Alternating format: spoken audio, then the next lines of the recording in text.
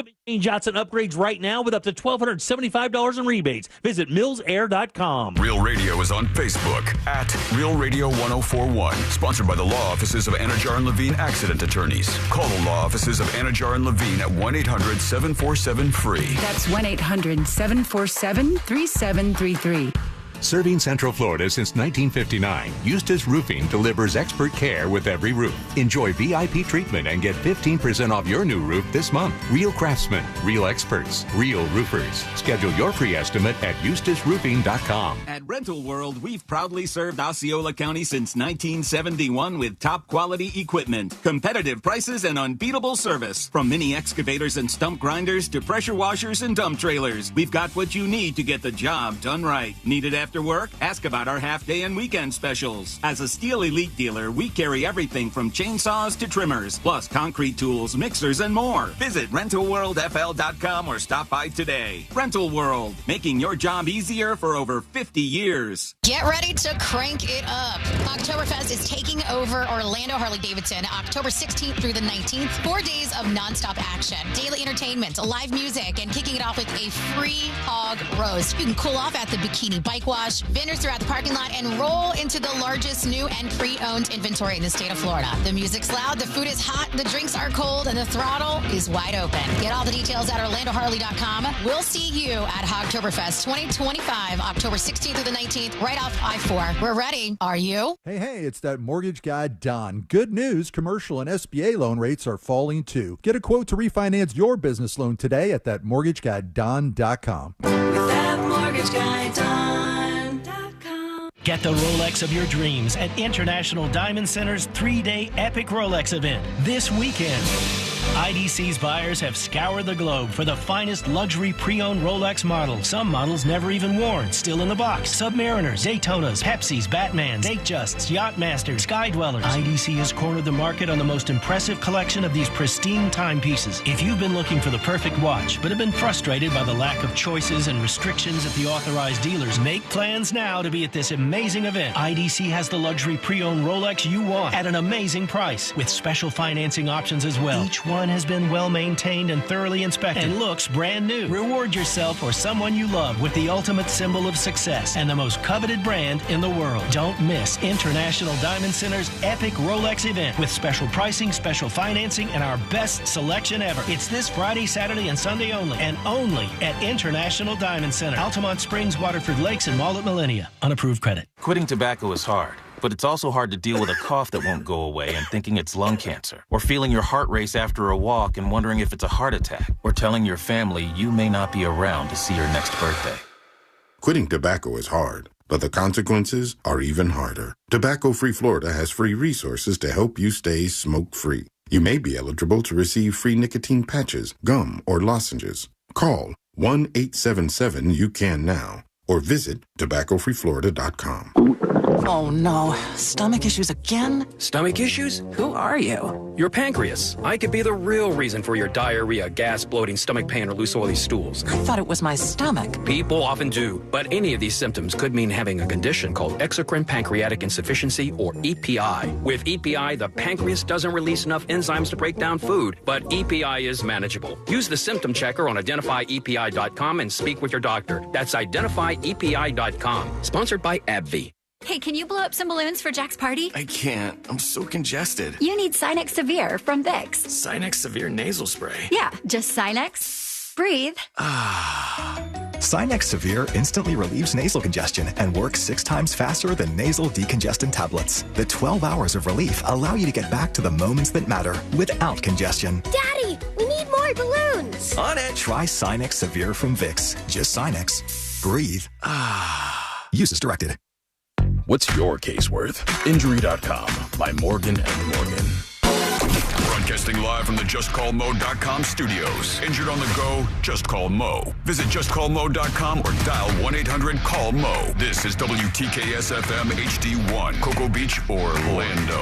An iHeart radio station. Make us the #1 preset on your car radio and on the free new and improved iHeart Radio app. Listen for all your music, radio, and podcasts. Free never sounded so good. Someone's going to get offended. It's just the way the world works. So to hopefully save everyone a little time and or energy, here's this. The opinions that you hear are those of the host and callers, and not those of iHeartMedia, its management, or advertisers. The News Junkie is on. The three best friends you never knew you had, running through the most viral stories of the day. The News Junkie Sean Wasson with Sabrina and C-Lane. It is Thursday, September 18th, 2025. Lots to get to today, from the end of Jimmy Kimmel to ABC affiliates give Kimmel a list of demands and what the Fed interest rate means for you and your money, plus your calls, dispatches, emails, texts, and more. Hey there, Sabrina. Hello. Hello, C-Lane. What's happening? And hello to you. You can join us on the show today. All you have to do is send us a dispatch. Go to thenewsjunkie.com. Hit record on your first dispatch today. You can also watch the show on YouTube and twitch.tv/thenewsjunkie. Your message is rolling right to the studio in real time. And this, well, no, it's not started yet. Wishful thinking? Sorry, guys. Sorry. This is a false alarm. Who would it have been? Friday. I don't know. Robo mode, man. I don't know. I have no idea. That I just believed you for some reason, and I was very aware up until that moment that it was Thursday. Could have been one of those, and this never, ever, ever happens, but we're fired. Okay. Yeah. Well, how's everybody doing on a Thursday? Good. Palpitating a bit. How are you? No, hanging in there, just watching what's going on in the world. It's a very, very interesting time to be alive, and we'll have some fun, I think, wading through all the things that have happened, the latest stuff in the world of all things viral. So let's start off as we always do. Let's put our ears to the ground, our fingers on the pulse. Let's see what's happening in this great, big, wide world of ours. And we go to, what network is this? CNN? I think it's CNN. As they were dropping the news that Jimmy Kimmel Live, and I don't even really know what to say here, careful what you say. Suspended indefinitely. Yeah. On hiatus. Canceled. I think suspended indefinitely is the most accurate way of describing what happened. That's what I've been seeing. Now, suspended indefinitely, we always hear that phrase, I imagine, because he's a contracted employee. Yeah. So they can't just fire him without Well, they blah, can. blah, blah. Yeah, they could still fire him. They would just have to pay out, the terms of the contract, whatever it was. Just always been curious about that phrase. Like, why use it? Well, they say stuff like in the Chiron on CNN or the lower third graphic, it says drops Jimmy Kimmel. So that's why I'm like, I don't know what to say. Like, he's in trouble, all right? That's what's going on over there.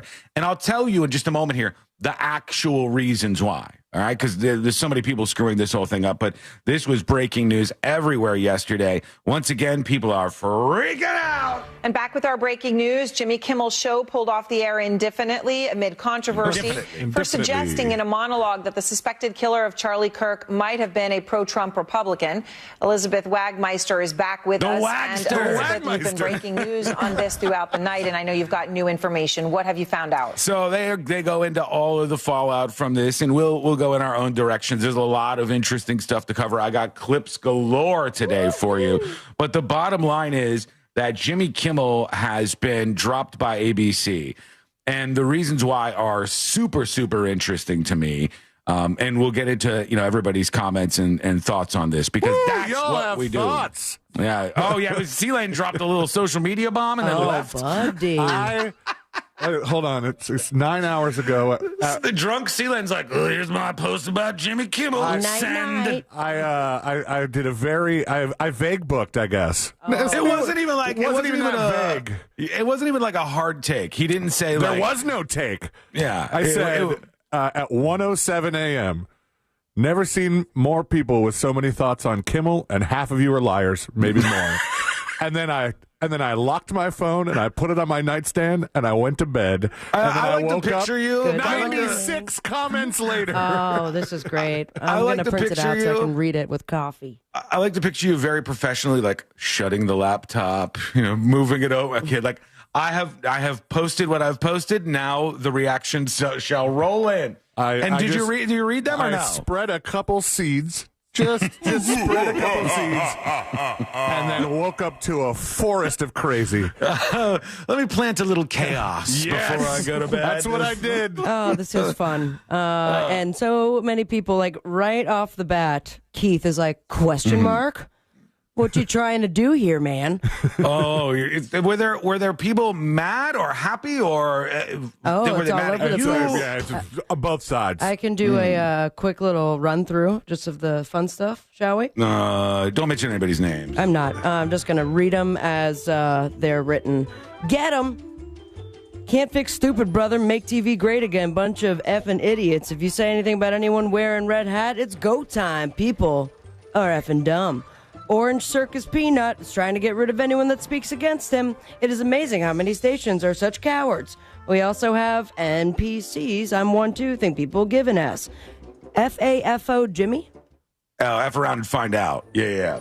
A lot of gifts. We also It's like have, a firing squad. I mean, C-Lane, that was just 8 that I read. Oh, yeah. What a fun time. Should I copy and paste and see what happens on my Facebook? You know. Godspeed. Is this North Korea now? That's the temp out there right now, which is interesting to watch. I mean, it's good times in the drama mines for the news junkie, but this is exactly how I thought this would go, and I'm fine with it. I posted this right when it happened, and what's so funny when I post stuff like this is the first round of reactions is fake news, lies. I didn't see this anywhere else. It's a lie. Then people will be like, he's the news junkie. He doesn't just post stuff. And then there's fights going on over that. And then everybody deletes their initial comments where they said that I got it wrong, and that there's a forest fire over that. And then people are like, Jimmy Kimmel sucked anyways. Late night TV isn't funny. But it's like all of the preloaded opinions get fired at you like the Matrix. And you're like, gah. And all I care about is what's the real drama here? What's going on? What's going on behind the scenes? Now, I've got that for you on a couple of fronts. Let's go with Exhibit A in the courtroom today. This is allegedly, according to multiple sources, this is the actual clip that got Jimmy Kimmel in trouble. So that's a great place to start. Rather than your crazy friends just ranting about all kinds of stuff, let's start with the actual clip that they said led to Jimmy Kimmel being on ice. That'll be interesting to listen to. Here we go. We had some new lows over the weekend with the MAGA gang desperately trying to characterize this kid who murdered Charlie Kirk as anything other than one of them and doing everything they can to score political points from it. In between the finger pointing, there was grieving. On Friday, the White House flew the flag. Right, that was the basic part. I'll keep playing it for a second because I want to give full context.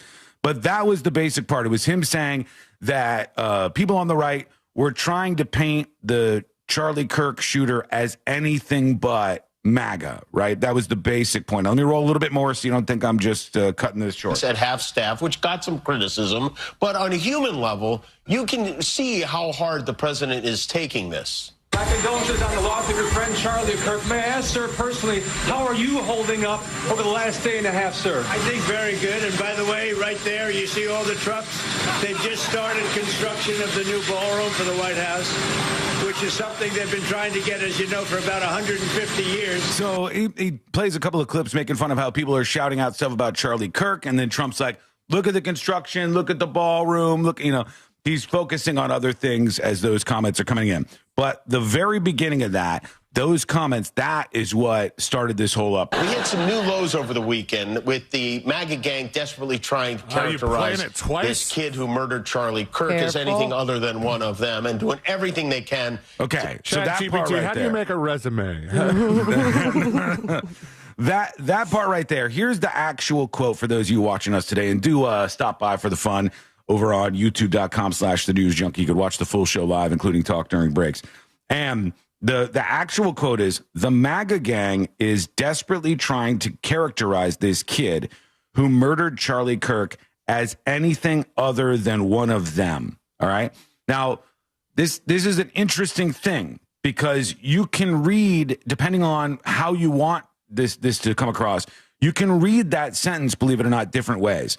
Now, you can read it as a factual representation of what happened over the weekend, which was that a lot of people online were trying to combat a bunch of the false information that suggested that the shooter of Charlie Kirk was actually some right winger, right? There was a lot of that cooked up, and then there was people fighting that. But the insinuation seems to me to be that is accurate, right? It seems to me when you say the MAGA gang is desperately trying to characterize this kid who murdered Charlie Kirk as anything other than one of them, it seems you're implying that he actually is, all right? You could read that sentence, I will acknowledge, different ways. But I think he was making an implication, or it sounds like he could have been making an implication that, hey, the person actually was on the right. Let's say he totally was. The thing that's weird to me is the quote, the drop, the clip that kickstarts all of this is pretty milquetoast. Just to be 100% real. It's like he didn't say that they succeeded or that they failed. He didn't even say MAGA. Even if you even if you say he's totally wrong, which he is, even if you say he's totally wrong or say he was like trying to put out propaganda or whatever, there's worse than this that happens every single day on television. Oh, it's just, a doubt. It seems like you had somebody like me who runs their mouth off all the time, and you're like, I want to get him somehow. And then I say something that's not nearly as bad as the normal stuff I say, and you take that clip. So he and got that's the IMISed one. is what you're saying. Yeah, kinda, yeah. You know, there's just a litany of other things that you could have grabbed from a person, including challenge Jimmy Kimmel. them, please. and when you actually get the one that knocks Humpty Dumpty off the wall, I'm just being real with everybody, and I think most of us who are being real with ourselves. That's not that bad. It's not true. You know how many things they say in their monologues every night? All they do is trash Trump and Republicans and stuff. They say all sorts of stuff that's misinformation in the monologues every single night on all of these shit. Well, the ones that are left as of now, which is basically just what Fallon. Fallon's the last man And standing Seth. out there. And Seth, I keep forgetting about him. Jesus. So even the president didn't forget about Seth Meyers. He called for both of them. Do the right thing, NBC. Keep going. Everything's coming up Trump for him in this battle. But so I look at the pull quote that started all of this, and I'm like, it doesn't seem that bad to me. Because it's not. Yeah, it's like, again, wrong, but it's nothing that I wouldn't expect from him. He didn't even definitively say what they are crucifying him for. Yeah, I really think you can read into the sentence multiple ways, but I think if you take it in its worst, yeah, but if you take it in its worst light, I still think it's like when you say something ambiguous, like never seen more people with so many thoughts on Kimmel and half of you are liars. You know, I didn't definitively say either way. You didn't even say what half is liars. Yeah, which half of you are lying? At iHeartMedia, are you going to stand for this? And did anybody call that out? Is that real? What do you mean? Did somebody actually say at iHeartMedia? I just commented that. I did it just to stir the pot.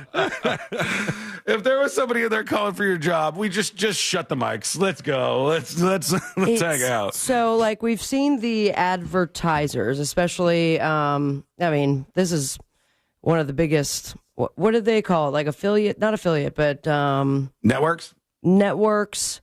But it was Sinclair and Nexstar, which are considered the buyers. But I'm forgetting the phrase. Because owned and operated would be ABC in New York. However, Sinclair is what? They're like affiliates, probably, is what you might say. I don't know if you're looking for another word, but... and they pull that, but then the thing that I just made me a little bit concerned is the FCC.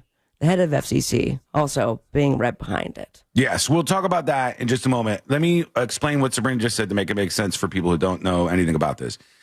Let's take a network. In this case, the network is ABC, all right? The ABC, American Broadcasting Corporation. One of the two of those. Owned by Disney currently. And ABC, very big broadcasting company. They, what did I say? A very big broadcasting company. And ABC operates like this. You have the big national brand, and then you have all of the ABC and ABC affiliated stations across the country where they show their content, i.e. Jimmy Kimmel, right? So those stations, sometimes hundreds and hundreds of them, are owned by other companies. So in this case, Sinclair owns a bunch of stations that play Jimmy Kimmel's content. Nexstar owns a bunch of the stations that play Jimmy Kimmel's content. There's hundreds and hundreds of stations. When those TV stations start to rebel and go against one of the shows that you're running, that's where you run into a big problem, because ABC is like, we rely on putting the show down into the system, and then it goes on all of the stations. And they have what, 80%, right? Or they're in the works of getting 80%? Well, that's another issue that we're going to do with the FCC stuff, because they're trying to get a deal that needs to be approved by the FCC.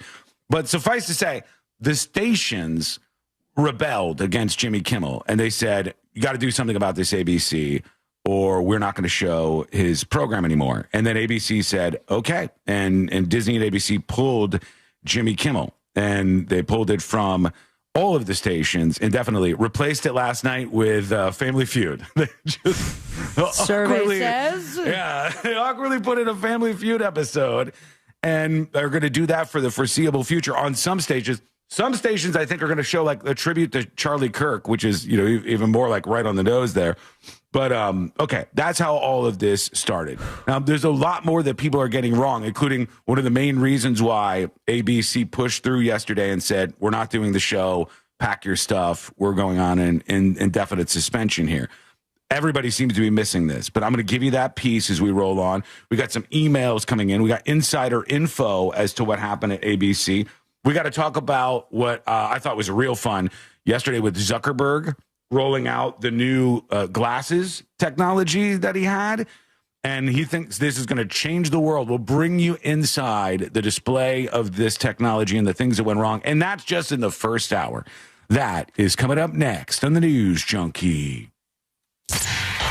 Our 2025 iHeartRadio Music Festival, live this Friday and Saturday from T-Mobile Arena in Las Vegas. Stream it only on Hulu and listen on iHeartRadio Friday and Saturday starting at 10:30 p.m. Sponsored locally by Rasmussen University. From the Clausman Law Traffic Center, car crash, call Clausman Law. ClausmanLaw.com. Hopefully your ride in Orlando is a safe one right now. All lanes closed westbound of Lake Mary Boulevard. That's at 1792 eastbound. The left lane is blocked. No major issues reported beyond that. Your usual stop-and-go flow I-4 approaching 535, but the rest of I-4 is incident-free. No major issues reported on the 4. Hey there, friends. Welcome to Thursday. Storm ready with strength you can trust. Storm's coming. Tread with Gorilla Tape. It's tough, weather-resistant, and stick-strong. Big thanks to everybody who hung out for Secret Shows last night. If you missed it, it was a great show. Cameraman is sleeping. Cameraman sleeping. It's time to gather the family, including the We've got an emergency. Colbert Show, the third annual Suds, Pups, and Pints. It was a fun Secret Show last night. Thank you for being there. We're going to be, I will be posting that show by 5 p.m. tomorrow. Okay? But they have something for everyone, with plenty Hello, of everybody. and live entertainment. A silent auction and a not-so-silent auction may determine which member of the Jim Colbert Show gets to wash your dog. Plus, Pawfection Dog Training will be on hand to answer all of your dog-related questions. Kimmel will have a new podcast in 3, 2, 1. Well, what we got to talk about before we get anywhere near that is the list of demands for Kimmel and why those demands make it really unlikely that he's ever going to come back. Morning, everybody.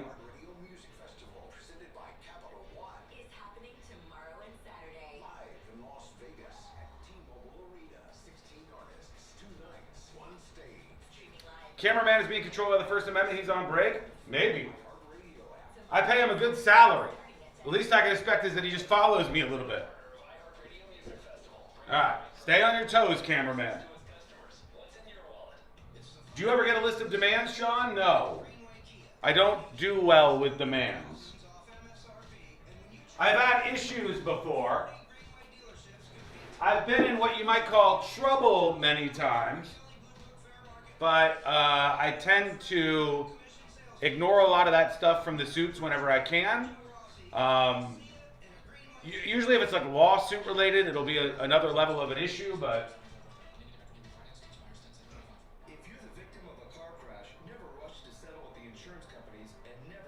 You know, my pet theory on this is that all of the networks may just find that this is a very, very convenient time to dump all their expensive late night shows. That's what I think could be at the core, the center of this issue that we're looking at.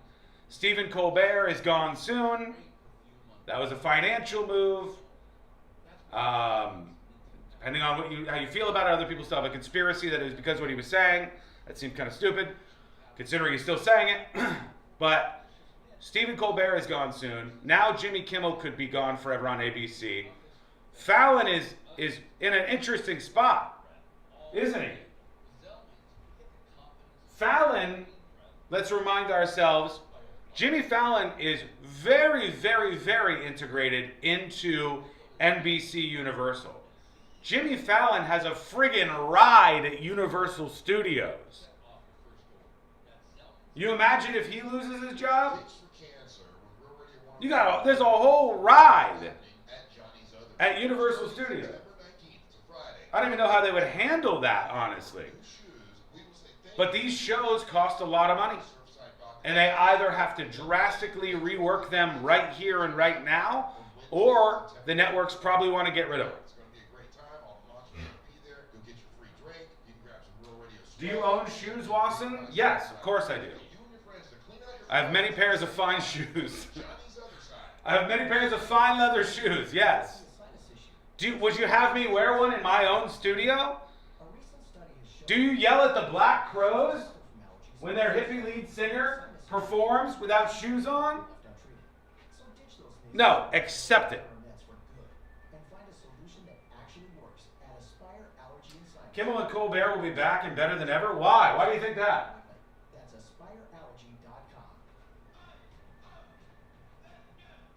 His studio smells of rich mahogany. It's a little bit of that. A little bit of tequila from last night.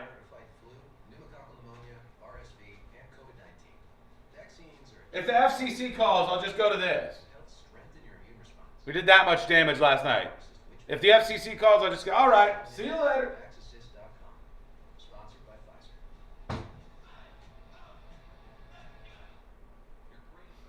I don't want political commentary in my late night. Make fun of the gaffes is fine. Using it as a political platform, no thanks, says Blue Streak. You and your feelings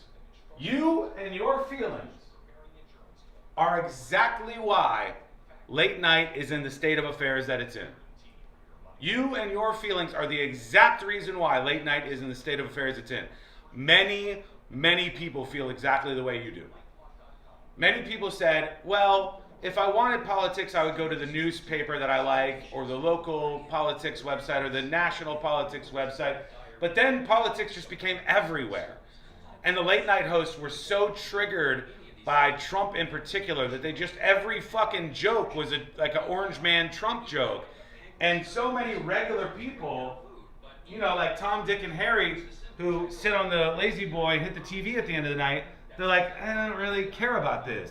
That feeling is very normal and representative of how a lot of people feel. And that's why their numbers have dwindled quite a bit.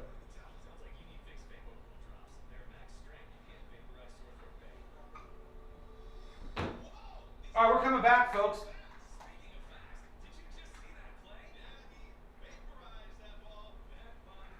Here we go. Did you just see that play? Yeah, he vaporized that ball. That pun should have come with a penalty. Vaporize sore throat pain with Vicks VapoCool drops. Use as directed. The NFL is off to a wild start. Touchdown pass number 508 for Aaron Rodgers. And the new season lives on iHeartRadio. Touchdown Denver! Local stations bring you the action live. Touchdown Chargers! Plus, fantasy advice and expert analysis with the official NFL Podcast Network. Everything you love about football is on the iHeartRadio app. That's a jet touchdown! Just search NFL to dive in. Trajan Wealth, your trusted local fiduciary advisor. Visit TrajanWealth.com.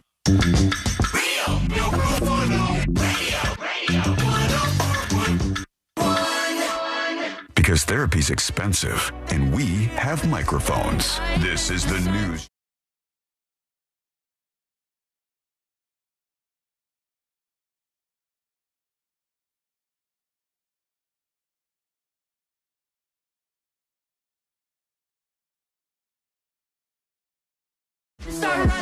Was perusing over August ratings just before the show today, and I hesitate to tell you this, but any rumors of the demise of this show may have been greatly exaggerated based on the latest couple months of ratings. I think some of the highest numbers that we've ever seen, 19 share level numbers, which means basically like one out of every 5 people you see in a car is listening to the show. And to you, I say thank you. I appreciate you. I love you. It's fun to do this show every day. And to the other 4, what the hell, Kiss man? my ass. Oh, sorry. Take some of these right there, huh?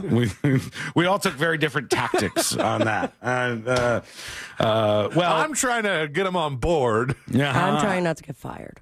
You flipped 2 birds to the No one knew that monitor. unless they're watching.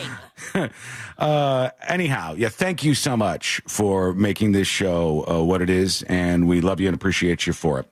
So let's go back to what's happening with the people who don't get to work today because they packed up all their stuff in boxes because Jimmy Kimmel's on ice for the moment. There were people rushing to the studios to get clips of Jimmy Kimmel leaving. And Guillermo. And the little Mexican Guillermo. Yeah. Guillermo. And then the Daily Mail posted, I saw somebody reposting this, and it was like, Jimmy Kimmel's staff is packing up. And I go, that is likely the band that was supposed to play on the show last night. Yep. No. That was not, those things were not like them gutting the set. He's not fired yet. No, not yet. No, it's indefinitely suspended is the word floating around out there. And New York Post had in the biggest headline, effing livid. And then they're like, he rushed into his car wearing a hat, and then Guillermo was right behind him. They did have to help him into the car. Mm-hmm. Two people helped him up. I love when they have comments like that. They're like, Jimmy Kimmel's response was that he was effing livid. Folks, if you got 11 MAGA hats in a stack on your desk, you should understand at least that response. You'd be like, if it was me, I would say the same thing. I'd be like, I'm effing livid. iHeartRadio indefinitely pauses the news junkie. I'm effing livid. I'll tell you ahead of time. You can take the quote, put it on the front page, all right? Host effing livid over iHeart's move. The suits can bleep my bleep. You know, what are those things? Put that across the front page. I would feel that way. Of course you would. And I would tell you, this is the worst self-report one could ever do. But I've said worse things than Jimmy Fallon just got in trouble for 3 days this week, or Jimmy Kimmel rather. Fallon shaking in his boots a little bit at the mere mention. It's like, what's going on? Fallon real happy he's got a ride at Universal Studios to complicate things. Fallon should a lot of giggles, a lot of family friendly, no mention of anything. Fallon should take a note from Saturday Night Live and just get on and just go so far to the right. Just Saturday Night Live. Open up with a prayer. When Saturday Night Live was like, "We love you, Donald Trump," like it was really funny. It might be a move that works, and I'll tell you the real answer before we get into what actually happened behind the scenes from some insiders and stuff. What I think really would be the best bet. Somebody in chat mentioned this, and they were like, "Yeah, I don't watch any of those late night shows because it's all politics. It's all like." Anti-Trump stuff the whole time. And I'm like, yeah, that's how a lot of people, I might even say most people feel. That's why so many people don't watch those shows. Jimmy Kimmel and Stephen Colbert and most of the other hosts were getting very, very political. They got very, very triggered by Trump. And they just did almost the whole monologue that I've seen in the past couple of months from those guys has been pretty much just about Trump. And that's fine if that's what you want to do, but it's going to drive a lot of people away at some point.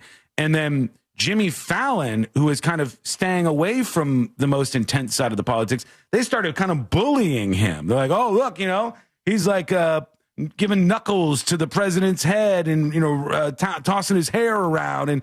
And then Jimmy Fallon kind of started following along and doing some of the political jokes. A lot of people, if they do want a late night show, they just want some laughs at the end of the night. They want some skits and some bits and some funs and some goofs. They want some good times.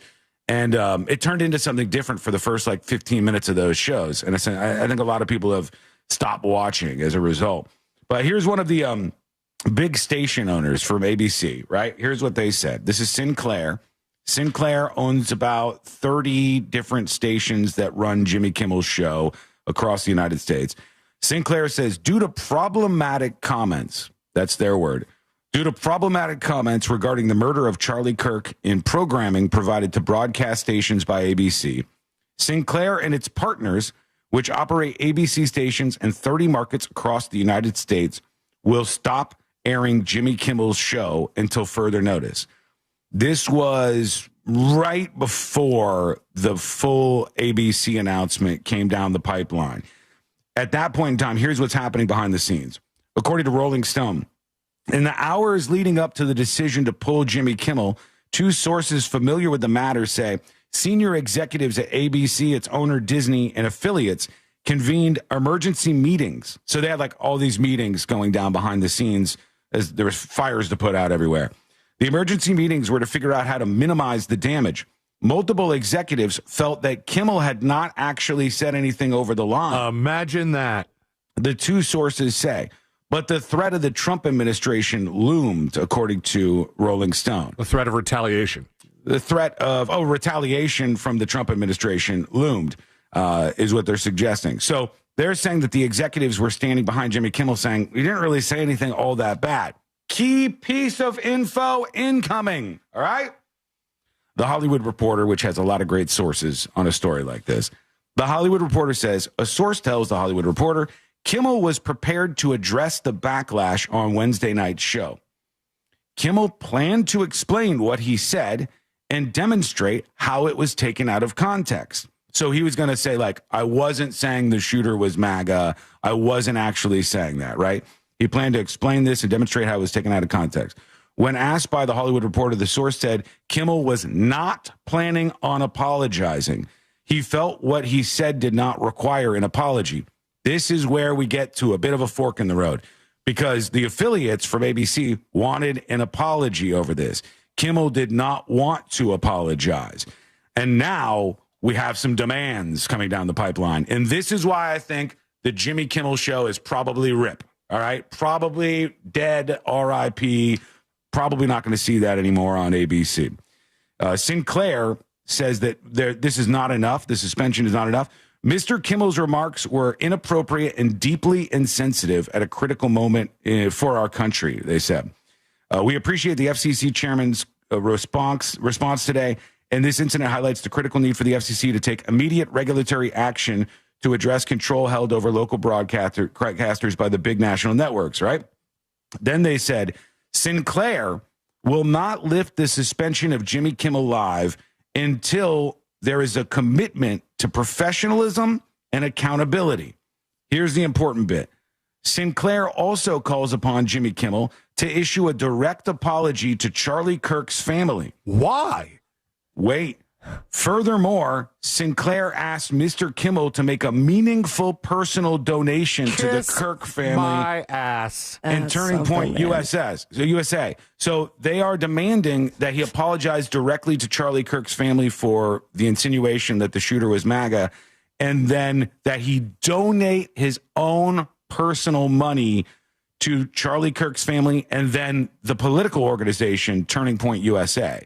Wow. I don't think that Kimmel will do that. I don't think he will. I think if he wouldn't apologize, if he wouldn't back down at that moment, knowing the show was on the line, there's a very small chance that he would go, oh yeah, I'll make a donation to this group that I 1000% don't agree with because Kimmel is way on the left and they're way on the right. You know what I mean? I would never do that. I would never do it. Sure.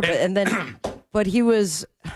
It wasn't a dig. I mean, I guess it's the way you interpret it. Once again, we didn't hear the explanation, but of all the lines, it just seemed like if he's supposed to apologize directly to anybody, it's the MAGA group because he seemingly tied the shooter to that group. But as far as the Charlie Kirk reference, that was in reference to his murder.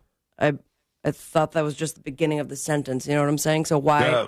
I'm very confused at that demand list. I understand what you're saying because the comment was about probably directed more at MAGA supporters being the source of the violence. That would be the person that you would apologize to, but they are saying they want a direct apology. Sinclair is to the Kirk family and a meaningful, I don't even know what that means, meaningful personal donation to the Kirk family and Turning Point USA. So that's what was said there. Chaos kind of fell out after that. Mind-boggling. Yeah. It's bottling your mind. It's also mind-boggling. It literally bottles the mind. It's yeah, like I think if you were to go back to Wednesday or Thursday's show of last week, you would find that Jimmy Kimmel did what all the normal broadcasters who may not have aligned with Charlie Kirk's ideals did and said, hey, I don't agree with this guy, but nobody should be shot in the neck in front of a crowd of thousands of people, with videos online everywhere like that. I believe if you go back, he probably said some nice things about it or probably condemned the violence and the murder. All right. Let me see if this changes your mind on anything here. I'm just trying to throw out some of the stuff that I've found on this topic that I find to be interesting. 2023. This is Jimmy Kimmel talking about Tucker Carlson, who just got booted off of Fox News at the time in similar but different fashion. So this is Jimmy Kimmel talking about another television personality getting fired. Fox News has severed bow ties with Tucker Carlson. After all these years, they are parting ways, which means he was fired. I mean, that's really what parting ways means. Tucker couldn't be reached for comment. He's already on a plane to Moscow to meet with his manager. But what a shock. I mean, what an absolutely delightful shock this is. Tucker can spend more time at home tanning his testicles and touching himself to that sexy green M&M. Sadly, he's probably not done poisoning old people's brains. The question now is, where will he do it next? Will he go to OAN? Will he go to Newsmax? Will he crawl back up Satan's fiery beehole from whence he came? We don't know. One of the most despicable mother Tuckers ever to appear on American television. All right. I don't know if that cut was favorable to Kimmel or not, but this is him talking about another television personality, in this case, Tucker Carlson getting the boot and seemingly celebrating. Does that change the way you feel about this in any way, shape, or form? No, because I wasn't. I was more going after why Sinclair. There are no wrong answers. There are no wrong answers. Then the answer is no. It doesn't change how I feel about it. Okay, good. I think a lot of people were going to be tossing all this stuff out, so I want to create like as clear of a plate here as we can to see what this situation actually looks like. Because, I don't know, I think that this is a really interesting one to watch. My biggest issue is I just think the comment in question wasn't that bad. It was wrong in my estimation. It was part of a larger problem where people are ignoring blatant facts in this horrific case, but it wasn't like something that I think 4 weeks ago anybody would agree, or if you switched out like the Charlie Kirk name for somebody else, you'd go, oh, clearly this person should be fired. When I've said that a lot of these teachers should be fired, I stand by that 1,000%. The things they said, if Jimmy Kimmel said it, boom, gone. You boot him out of there. Like celebrating a shooting at a school, celebrating the murder of somebody. But that's not, I don't know how you compare that to this. This is like a piece of misinformation that he, at worst, put into the equation. So I don't see this as a really great example. I mean, it's not even, it wasn't even like, it wasn't the punchline to a joke. It wasn't. It was just like a lead up to other things. Yeah. And he didn't say he didn't call the guy. What he didn't do is he didn't do the grave dancing. That's disgusting. That I've seen all over the internet. No. He didn't do the he's a scumbag. Here's 8,000 clips of him in the worst light possible, et cetera, et cetera. He didn't seem to do that stuff. There's a lot more reactions that we have to get to. There's people saying they're going to boycott now. We'll hear from some of those people. But let's push that back a little bit. Ashley said, we can't cancel Disney Plus because the baby pretty much lives on Mario Club. Or you guys are screwed. Mickey Mouse Clubhouse. So we can't take any action. Steamboat Willie it is. Well, there's a lot of people suggesting that that's what they're going to do. We'll get into that at some point. I want to move in another direction to get some breathing room in front of us here. Let's talk about Zuckerberg. I don't want to breathe. Let's talk about Zuckerberg and the unveil of these smart glasses that the guy who created Facebook, allegedly, that guy has come out with what he says is the technology that's going to change everything. Suddenly you're a big Winklevoss fan. Yeah. That's a little Wagmeister. Didn't get that on my 2025 bingo card. Sean is a huge Winklevoss stan. I don't know who to align with right now. I'm looking at the territory here. I'm just happy that I'm here and I'm not being fined. Yeah. Over and over and over again. Turn into that football player. Okay, Zuckerberg and the unveiling of these glasses that went horribly wrong for a while. We'll play some of these clips. You'll like this. That is a little break from the action when we come back, and it's coming up next on the News Junkie. Our 2025 iHeartRadio. Hey, folks, hang tight.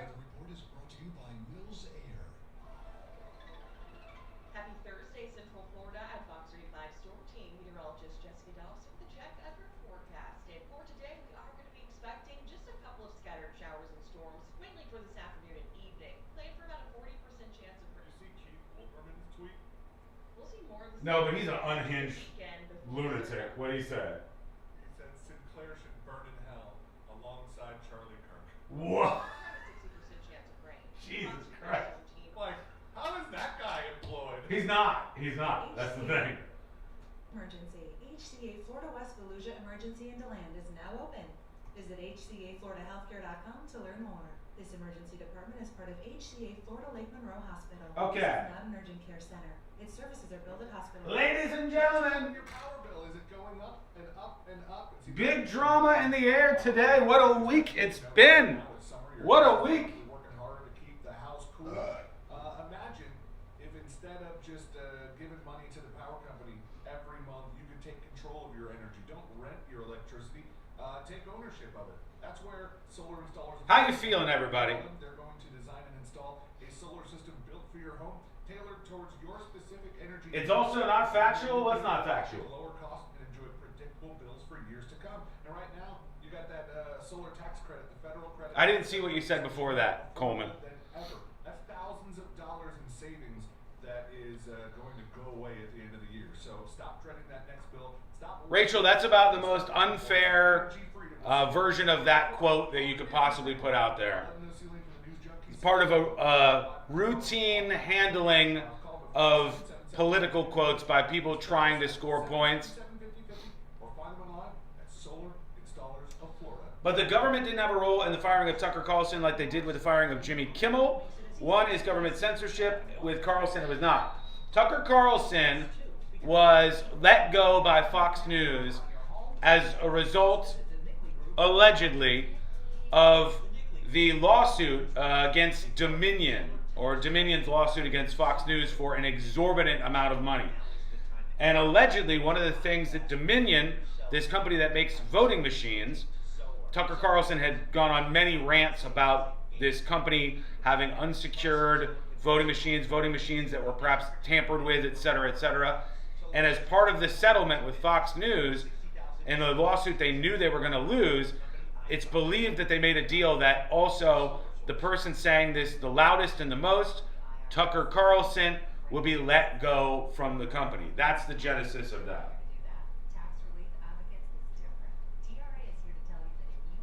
Rachel says, Sean, I've read it in so many different places. Show me the right one.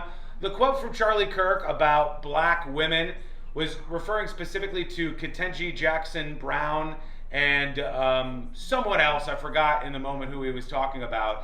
He was saying specifically that he felt that they were hired because of the color of their skin and not because of the skill set that they actually had for the job. Talking about two black women was turned into a phrase replacing their names specifically with just black women in general, which is not what the quote actually said. All of the quote mining seems to be like as uncharitable as you could possibly be, which is pretty predictable, I guess. Hurricane season is here. Don't wait until leaks start.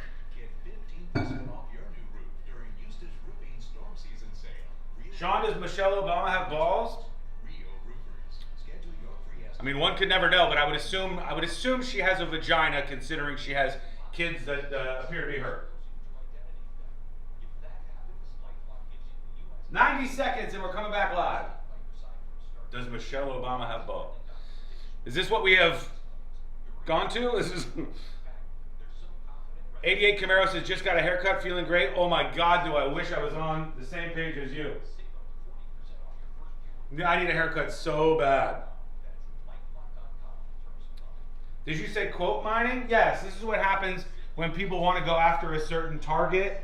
They will find as many quotes about them that look very, very bad, usually clip them out of context with an agenda to make these reflect poorly on the target person.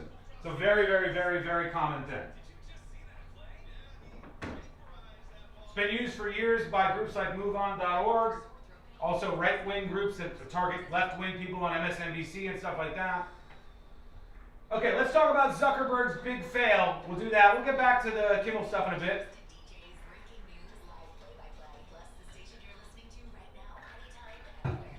America's #1 app for radio is iHeart. Live radio, trusted DJs, breaking news, live play-by-play, plus the station you're listening to right now, anytime, anywhere. Join the millions who already have it. Open the free iHeartRadio app today. The #1 app for radio. Eli Manning here. There's nothing like football and King's Hawaiian sliders. There's something about those soft, fluffy, irresistible King's Hawaiian sliders that make them a winner on game day. Pick some up this weekend in the bakery or deli section of your grocery store. King's Hawaiian. There's nothing like it. This earful of real radio is brought to you by JustCallMo.com. Injured on the go? JustCallMo.com.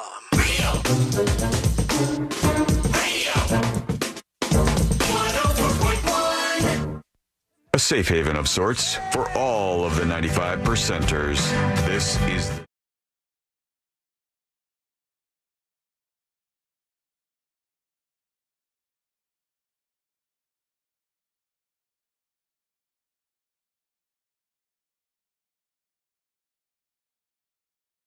most viral newsroom. Thanks for hanging out as per usual. Many things to get to, lots of feedback to get to, and your opinions are welcome on the show as always. If you're listening, you're like, I disagree, or I agree, you can always email tips, TIPS at thenewsjunkie.com.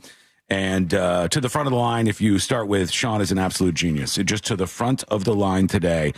We'll see what you got for us today. But I want to go in a different direction very quickly. We'll get back to more of the Jimmy Kimmel stuff. What this means is the show over forever. Some more juicy drama from behind the scenes. Some really dumb takes. All of that loaded up and ready to go. But first, Mark Zuckerberg has arrived. And Mark Zuckerberg, he used to be a human. Yeah, he used to be a human. Still is a human. What was that clip from? It was like a congressional testimony. It's one of my favorite things. Can you pull that up, Sealand? See if you can find that. I know I'm throwing this at you in real time. Was this the same congressional hearing where he lifted up that glass of water, but then just he just wet his lips? He just brought it right up to his mouth and then, and then put it down. Just a tiny touch of the lips. It is going to bother you because you're human, and I was human. I am human still. But sounded like a I was just referring to myself. It wasn't a congressional hearing. He was giving a speech. Was it? Yeah. Okay. Where was he at? Do you remember? Or does it say? I got the 13-second clip. This is not. I'll take it. We don't need any more of that. Zuckerberg now is fully human, though. Mm-hmm. That's what we're alleged. We're supposed to believe. And Zuckerberg is debuting these new glasses. I guess the unveiling on stage didn't go fantastic for these Meta glasses. And the Ray-Ban branded glasses. Sabrina had a pair of these. Are they the same ones? Oh, you did? Oh, you ended up finding those. Oh, that's great. Yeah, someone had taken them thinking they were regular Ray-Bans, and upon putting it on their head, were startled. And I got them back, baby. But these, Did you buy new ones? And I returned them. Oh, okay. The ones that they unveiled, these Ray-Ban Meta glasses, this is like a new version from yours, I guess? Because this one has like a pop-up screen on it. Like when you're looking at glass? Yeah, like augmented reality. That's cool. Like, for translations and stuff. I think this is a new one. Let's see how the demo went. Here's Zuckerberg. Pause WhatsApp video call. There we go. Uh-oh. Take the call, Mark. What happened there? Oh, boy. Mark? He can't take the call. He's trying his damnedest. They come with this bracelet now, and the bracelet you wear, and when you do gestures, it responds in the glasses. So you could see the incoming call when you're looking forward through the glass lenses. You can see who it is. Then you use your hand to make a movement to accept that call, and then you can control all sorts of things within this operating system. That's sort of how Apple Vision Pro works, except there's no bracelet. I think there's cameras that watch your hand, and when you do the pinch movements, that's how. But the Vision Pro, is just for you to sit down at home or wherever. Yeah. These you're essentially going to be walking around with immediately, though. It scares me with drivers using that at the same time. You don't want to talk about distracted. This has like a chat going on where somebody says, want to join?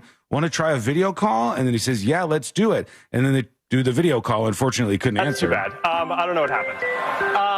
Uh-oh. You can't say, hey, Meta, stop. Maybe Buzz can try calling me again. It's falling apart right now. Zuckerberg! All right. Well, I got a missed video call. Okay, there's the actual video call. All right. I'm just going to pick that up with my... Things are going well. Please pay $599 on these brand new glasses. He's saying this is the future. This is it, baby. This is what's happening. Didn't this happen to Microsoft at a demo once? Like they had the blue screen of death? Yes, yeah. Yeah, Sabrina, how much were your Meta Ray-Bans? How much did they cost? 300 something. Whoa. These are $799. Yeah. This is like these Meta Ray-Ban glasses are $799. I don't have that screen. No, you don't have that. No, this has more features, but that's a pretty big price jump. Oh my God, if I have to hear this one more time. This is... doesn't work. It happens. Yeah. Also, are there like 6 people? Yeah, people are starting to heckle the crowd that is there, and the other like, way to go, not Mark. working. Zuckerberg, bro, the glasses are broken. But I assure you, you should definitely spend money. Use your iPhone, Mark. It'll work a lot easier than this. But I think the heads-up display thing is kind of cool and futuristic. It's what people think the future looks like. Will it? I don't know. Will you buy? What do you think, Sabrina? You don't know too much about the ones that they just announced, but it's got a display, wristband controller. Would you upgrade? I would. I don't know at that price point necessarily. What do you have? What's your technology? My technology? Yeah. And the Meta glasses? Are those them there you're wearing right now? No. These are cheap readers I found on Amazon because I can't see anymore. When you're wearing the Meta glasses, does it have a microphone? Sure does. Okay, microphone, camera, obviously. Yeah, you can record video, and they also have live translation. Okay. If I ever wanted to do it.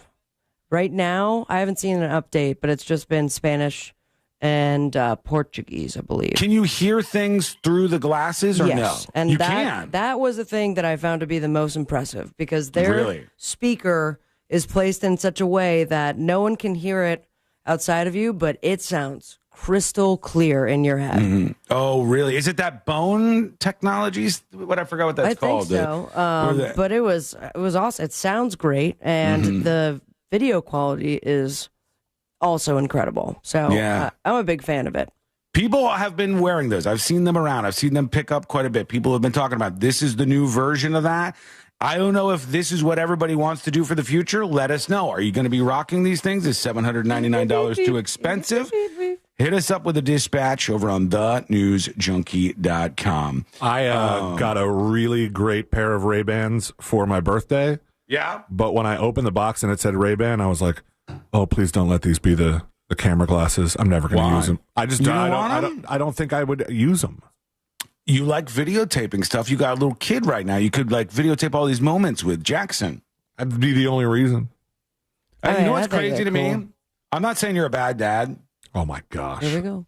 Oh, my God. How do I start with I'm not saying you're a bad dad and then you respond in a negative way? When you say that, there's a but. Exactly. I didn't put a but there. You're reading into the statement. This is the Jimmy Kimmel thing. Finish your... no, it's not. I'm not saying you're a bad dad, but I'm saying if I had an infant these days, if I had a little kid these days, I'd probably get, and you should use this as a selling point for your wife, the Apple Vision Pro would be a great way to 3D get some of the Christmases that matter, You can like 3D experience all these great life moments with your son once more. Our iPhones take spatial video. No, do they? Yeah. What the hell? Yeah, when I went to an Apple store a couple months ago, I had Ashley wanted to go shopping for some stuff at the mall, and I said, all right, if we're going to the mall, I'm finally going to do it. I'm going to make the appointment and get the Apple Vision Pro demo because I always wanted to check it out. I don't know anybody who's bought one because it's $3,500. That's a little pricey. It's effing crazy. But I was like, all right, I want to at least experience some of the things that it does as best as I can. So I took some spatial videos on my phone of Jackson. Mm-hmm. And then when you do the demo, they allow you to upload some of your pictures and videos and experience them on Apple Vision Pro. Oh, really? And so you already had the videos and you could watch them. I took the video like in the Forever 21 store or whatever was like a couple doors down, just of him like kind of playing around and eating his little snacks. And then I uploaded it and got to see it in like the spatial thing. Did you cry? It was nuts. My son. Yeah. And actually one of the coolest ones that it was suggesting that I upload like a lot of the panoramas.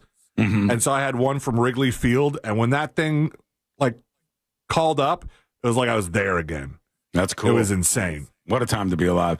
All right, when we come back, Hollywood is scared. The Jimmy Kimmel fallout continues. I got some more wild clips, some really interesting takes to get to, and your feedback. Also, are we getting the truth on South Park? Where are they really at? They didn't do their episode yesterday. Is there a problem in South Park HQ too? There's some thoughts on that we'll get to, and all of that is coming up next on the News Junkie. Our 2025 iHeartRadio Music Festival, live this Friday and Saturday from T-Mobile Arena in Los Angeles. Hey, everybody. Hang tight. In Orlando is a safe one right now. All lanes closed westbound of Lake Mary's Boulevard. That's at 1792 eastbound, and left lane is blocked. No major issues reported beyond that. Your usual stop and go flow I-4 approaching 535, but the rest of I-4 is incident-free. No major issues reported on the 408 either. We're clear on the... Right now, Jimmy Fallon has gone to ground. No issues reported on the 429 toll. You think Jimmy Fallon's next? Instant oil change traffic tip line number is 866-676-8477. Brian Black. This report is sponsored by State. How can that be legal to record audio in private settings if people don't consent to it in a two-party consent state? You can't. You absolutely can't. In a two-party consent state, in a place where somebody has reasonable privacy. But the glasses, I don't believe, are recording all of the time. I was like, I did it a week ago. I went into Hammer and Nails and I headed to the Winter Park. I'll ask Sabrina, though, about those glasses in the bathroom. It's just a wonderful experience. The guy gave me a beer immediately while 6 minutes, Sean Shady, you're on. All right, chat question time. I don't know all the numbers and all this Question. stuff, but I had a guy that was Worth it for me to install a light on this wall so that I'm lit up right here? Here I'm lit up fine. Worth it for me to put a light on the wall? Yes or no, chat? Courtney, worth it to put a light on the wall? Yes or no? No? I can't hear you. Huh? No, not for the videos. For this, for Skull Mike. Can't hear you, lady. C-Lane's too loud, you're too quiet. Story of my life.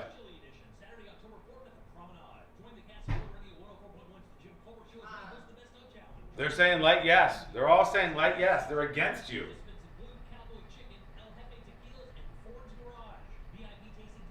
No, just get lit daily instead. Interesting other option. All right, back in a couple of minutes. Courtney? Hello? Okay. She opened my door and then she just went away. This is unbelievable.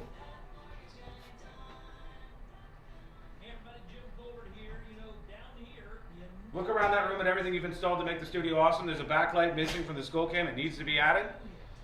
Maybe there's a way to do it for cheap. Maybe? Huh? What can I do for you? You're leaving? It's over?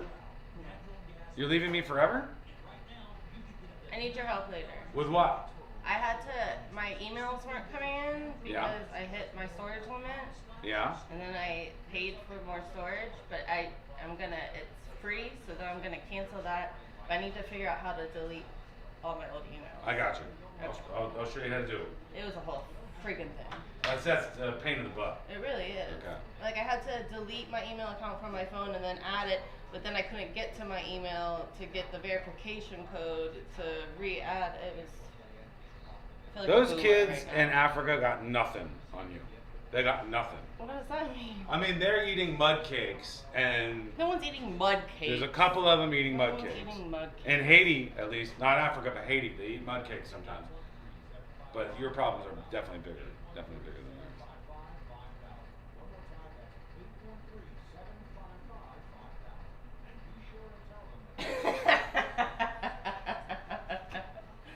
Alright, bye. Be safe. See you later. Don't call me Buddy Boy. Bye.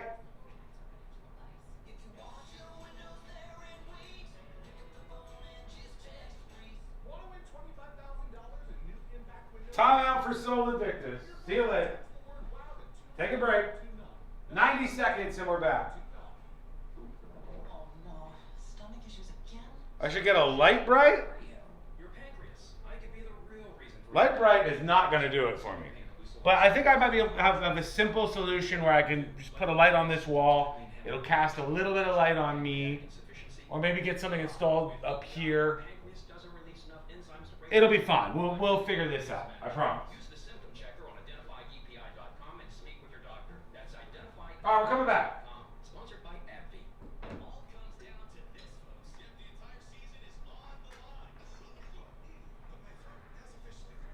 EPI.com, sponsored by AbbVie. It all comes down to this, folks. Yep, the entire season is on the line. But my throat has officially thrown in the towel. Sounds like you need Vicks VapoCool drops. Their max strength and vaporize sore throat pain. Whoa! These VapoCool drops hit fast. Speaking of fast, did you just see that play? Yeah, he vaporized that ball. That pun should have come with a penalty. Vaporize sore throat pain with Vicks VapoCool drops. Use as directed. We are professional grade at Orange Buick GMC. Online at orangebuickgmc.com. Portions of the following program were pre-recorded. Coming to you live from the JustCallMo.com studios. Accidents happen, but Mo's here to help. Injured on the go? Just call Mo. Visit JustCallMo.com or call 1-800-CALL-MO. This is WTKS-FM HD1 Cocoa Beach, Orlando. An iHeart radio station. Make us the #1 preset on your car radio and on the free new and improved iHeart radio app. Listen for all your music, radio, and podcasts. Free never sounded so good. Radio. 104.1. The show that takes you from Skywall Summer to Jack Rocket Ball.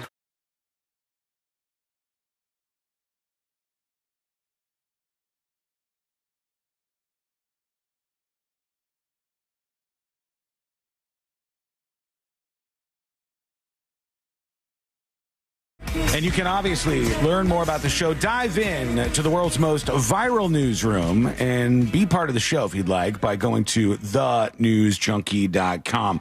Lots of crazy takes on the Kimmel stuff. And I'm not just talking about on C-Lane's Facebook where he's throwing out grenades and causing some drama. I'm talking about just generally speaking, a lot of people were reacting to this. And a lot of the takes I saw, I was like, ooh, God, I don't know about that particular comment. Like, there's an influencer guy, Harry Sisson or something online, 3.2 million views on his post. And he said, we are witnessing the most brazen attack on free speech in modern American history. Elon, Trump, and MAGA said they were free speech warriors. It's the exact opposite.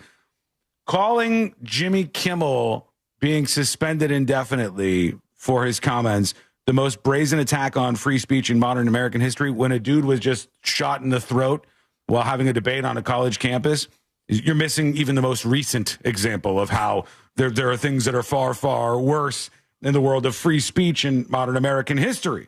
A lot of people disagreeing, obviously, with that, but 3.2 million views. I would characterize it as this action being an opponent of free speech, but the most brazen. Just a week later. Yeah. Maybe he meant to say the most brazen of the last 48 hours. American history moves fast these days, so it's hard to make these kind of claims. It's actually very similar to the tweet that I kind of chuckled at. There wasn't a lot to laugh at at the evening of Charlie Kirk's murder, but there was some to laugh at for you. There were some tweets that. I just want to see if we can get you in trouble today. No, I sent you the Paddington Bear one that was like, try something new today. And somebody's like, it was him. He did it. But no, it was the one that I told you about before where the Barstool guy was like, this is, if you don't think this is one of the darkest days in American history, and somebody just simply quote tweeted and went, sir, tomorrow is 9/11. Yeah. If you just talk about the number of human lives impacted, that one's definitely a bit of a miss there on his part, too. And he'll pop up in the show in a bit because he's also got a take on this that's not going well. But some of the articles about this, you got to read from sources like Variety and The Hollywood Reporter. They have a lot of the best inside info. And this in particular shows that Hollywood is rocked, man. They are rocked. They get a little bit of pushback. They see a few voices that they like get tipped over and get canceled in a new wave of this kind of cancel culture stuff. And they are freaking out in Hollywood. And the Variety story says, after shocking Jimmy Kimmel suspension, Trump keeps successfully silencing his critics, and that is terrifying, they said. The death of democracy won't be televised. The FCC, this administration, and the spineless media conglomerates like Nexstar and Disney will make sure of that. If Jimmy Kimmel Live is over, and I fear there's no coming back from what Disney did to him on Wednesday, then it's going to be over the most inconsequential, meaningless tidbit of a monologue item. They have the quote that he says where he said, we hit some new lows over the weekend with MAGA. The builder. With the MAGA gang desperately trying to characterize the kid who murdered Charlie Kirk as anything other than one of them and doing everything they can to score political points from it, Kimmel said. He says, that's it. Kimmel was essentially... What do you think they're more mad at? There's two main things in that sentence. Inferring that the shooter was a MAGA, or political points. Yeah, inferring that they're trying to score political points from it. Which part do you think is more egregious? I don't know, because what they would take as more egregious, I think, the MAGA reference. I don't think people who are celebrating this really actually care that much about this comment. That's what I think. I think they see it as retribution. I think they're like, you've gone after all our scalps for the last 15 years or whatever. And so this turnabout is fair play. I genuinely don't think too many people actually care about this quote. I don't think people I should hope not, because certainly weren't watching the show. I can't imagine that they've just been every single night listening to those monologues, getting upset. No, because he's the same thing every night. It's all the same stuff. The question is, how far are they going to go back with everyone else who is not, or we'll say, taken the Kimmel route as far as commentary on Trump? What do you mean? Will they pull some old clips of all the other late night hosts, or whoever's on cable, and just it's a full cable is beyond the scope of the FCC, but on broadcast networks, don't they? That's not how the cable setup works. Yeah, on cable you can literally do whatever you want. The FCC only regulates the airwaves, and they only regulate basically the broadcast stations that are broadcasting over them. ABC, CBS, all the rest. And ABC is one of them. And the FCC was upset, or said they were upset, by this comment from Kimmel, and they were pushing this forward. And this is at a time when ABC is trying to, one of their big affiliate companies is trying to lock up a deal to own even more stations, and they need FCC approval. So some of the thoughts are that this Nexstar company that was trying to get this deal approved by the FCC was like, well, we're going to suspend Kimmel too if you don't do something. They got to stay on the good side of the FCC. Now, here's my actually, I'm not going to say that. Never mind. Pussy. You absolute. Come on. What's it? What is it? What are you doing, dude? I mean, you started it. I've never seen you stammer so much. It's just because there's Why don't certain you say stuff, it and then I'll dump it. There's certain stuff that's not a good idea to talk about. I'll make it brief. My general and consistent opinion on these sort of topics is that we shouldn't be going after everybody's quotes and mining the quotes for the offensive thing, going after canceling them, doing all of these things. And more importantly, that the FCC should not be in the business of content on any airwaves. I don't think the FCC should be in the business of regulating any content on any airwaves, full stop. All right. That's kind of a dangerous thing for me to say, considering that my job is regulated by the FCC and I don't want to start a big giant fight and hit the hornet's nest.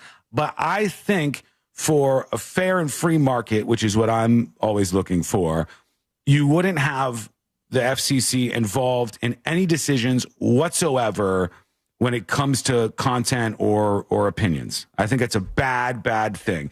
Because then if you like it right now and you like that Jimmy Kimmel got fired, well, then what happens when a Democrat wins down the road and then they weaponize the FCC and then all the Republicans get axed? Gutfeld will be fired? Yeah, Gutfeld gets fired. Or like I'm the person who goes, hey, when all those left-wing people canceled everybody who said like they like Aunt Jemima or everybody who said anything that like, suggested anything about gender ideology was crazy, any of these things, when those people got pressured socially or fired, that was stupid and bad and weak. And doing the same thing is bad. But I don't think the FCC should be involved in this stuff at all. That's just my personal opinion, and not the opinion of this station or the parent company or anybody else on the show. Okay.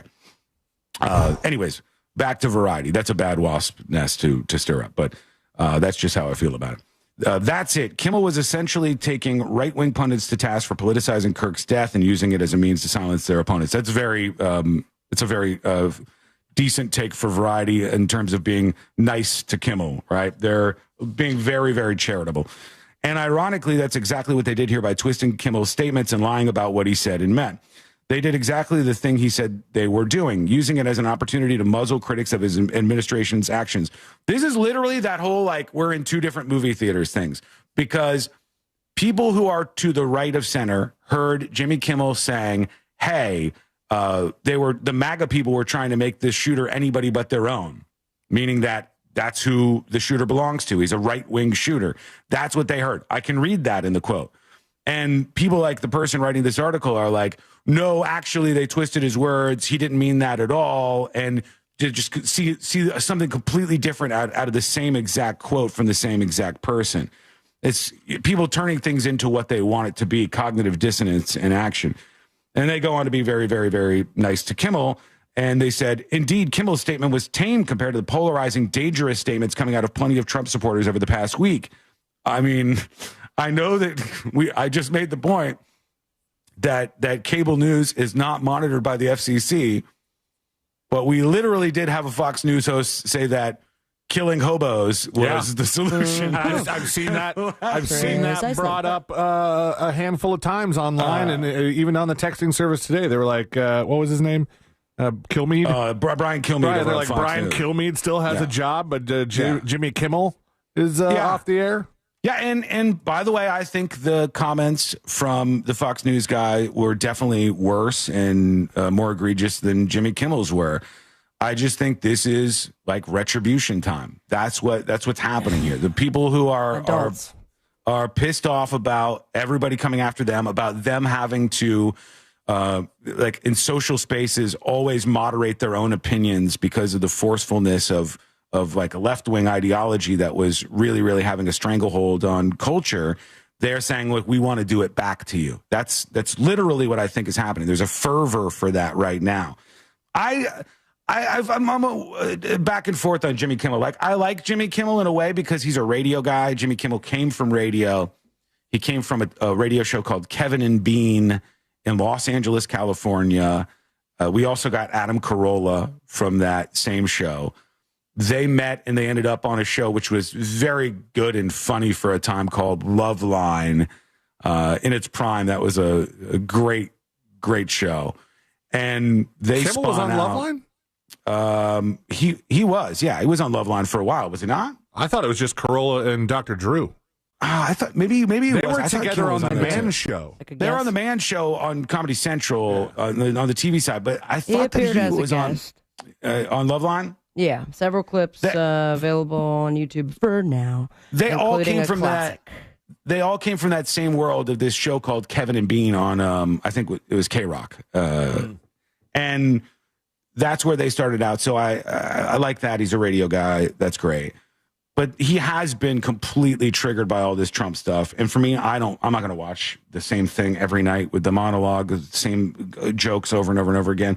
And I think a lot of people feel that way about late night TV. I think that's one of the problems that they're facing right now. But the actual quote that people are upset about is very basic to me. It doesn't get my blood boiling. Doesn't get me fired up at all. Let's see what you think. Let's get into some of your responses. Your dispatches are coming in, your emails as well.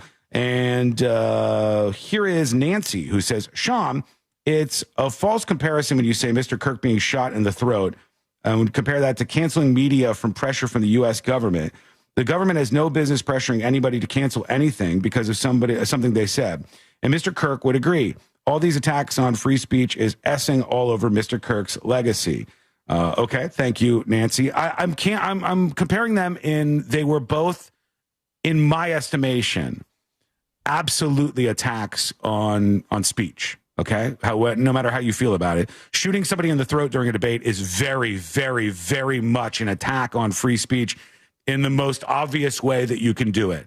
Literally done for the motivations of shutting up a person because of their thoughts and beliefs. Right. So I disagree with you on that, but this did involve government pressure because of the FCC, and you've already heard my thoughts on that. A lot of people want to be anonymous.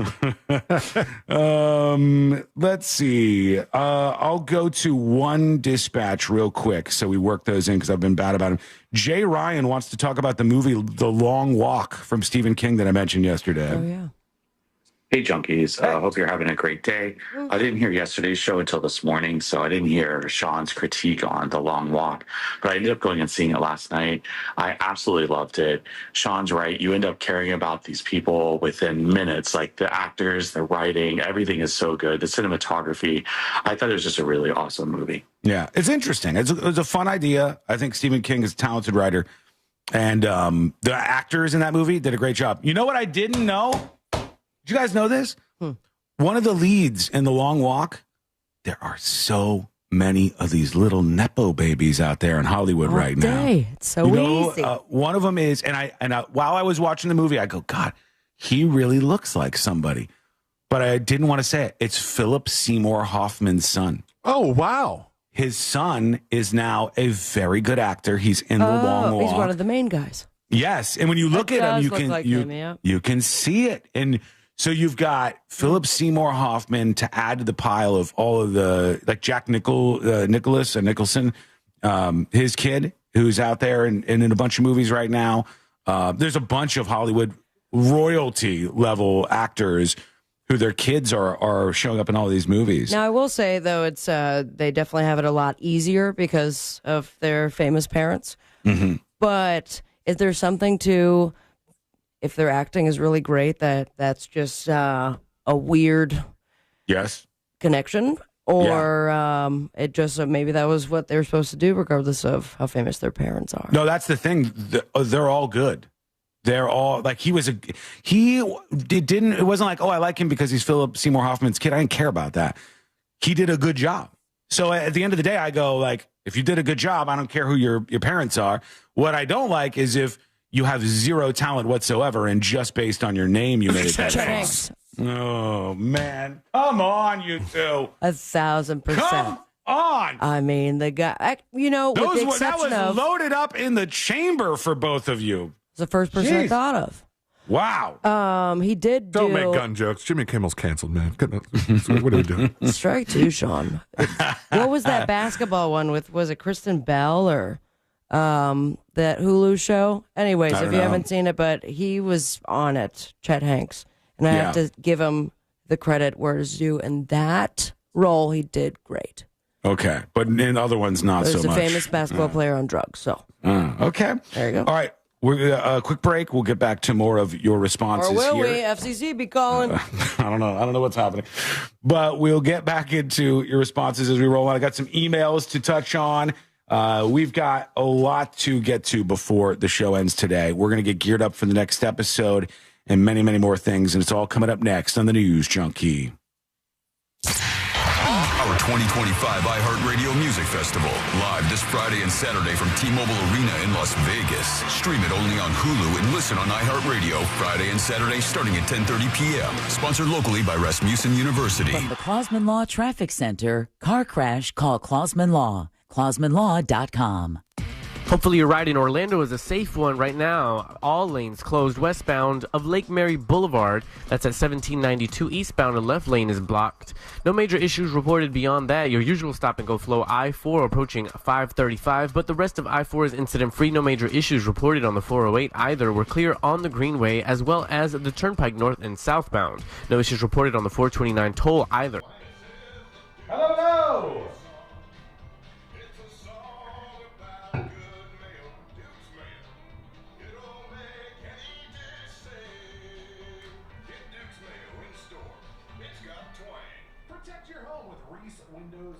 Hey, everybody. Those old single pane windows, they are not good for you. They're not good for your house.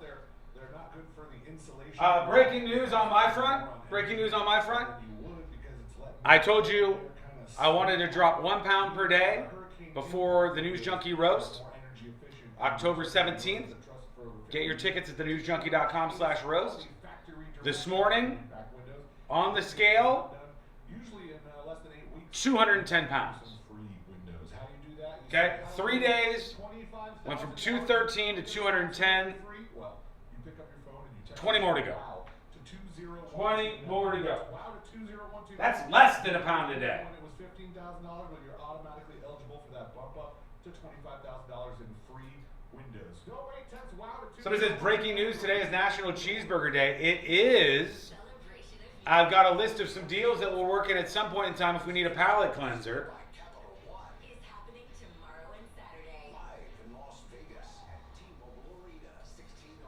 No one wants this? What? No one wants what?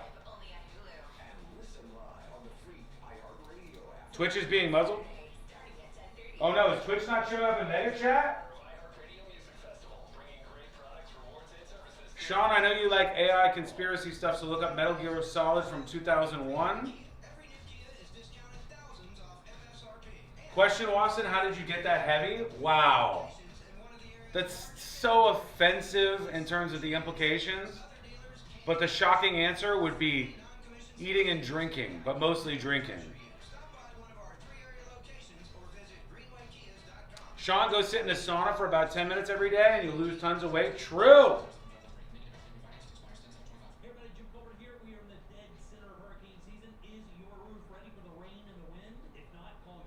That's a lot of weight. How tall are you? I'm 6 feet tall. 6 feet tall, 210 pounds now. But I want to be about, like if I'm 190-ish, that's dialed in pretty good.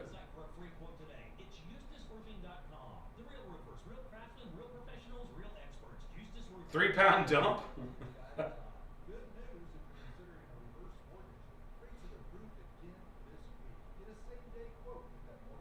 Everybody's triggered by the Duke's Mayo song.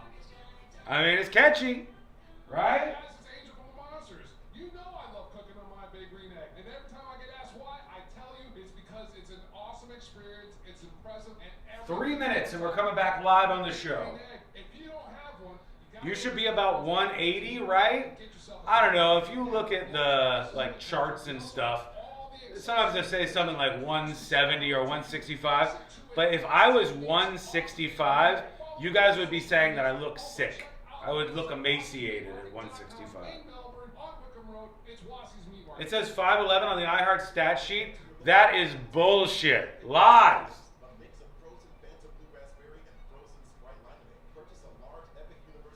Breaking news. Turning Point USA has announced that the new CEO taking over for Charlie Kirk, Charlie Kirk's replacement as CEO has been announced. Erica Kirk will serve as the new CEO and chair the board for Turning Point USA. Charlie Kirk's wife will be stepping up and filling his role. Will she be hosting the radio show podcast? Will she be, oh my God, God forbid, will she be going to campuses and doing the debate bit? She will be taking over. Charlie Kirk's wife will be taking over his role at his company.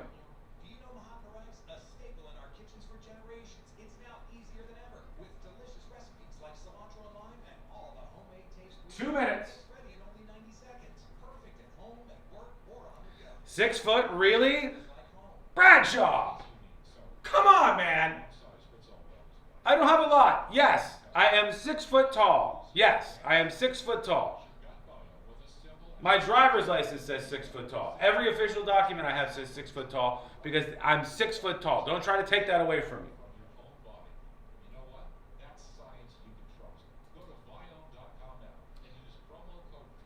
Charlie said women are supposed to submit to their husbands? Oh.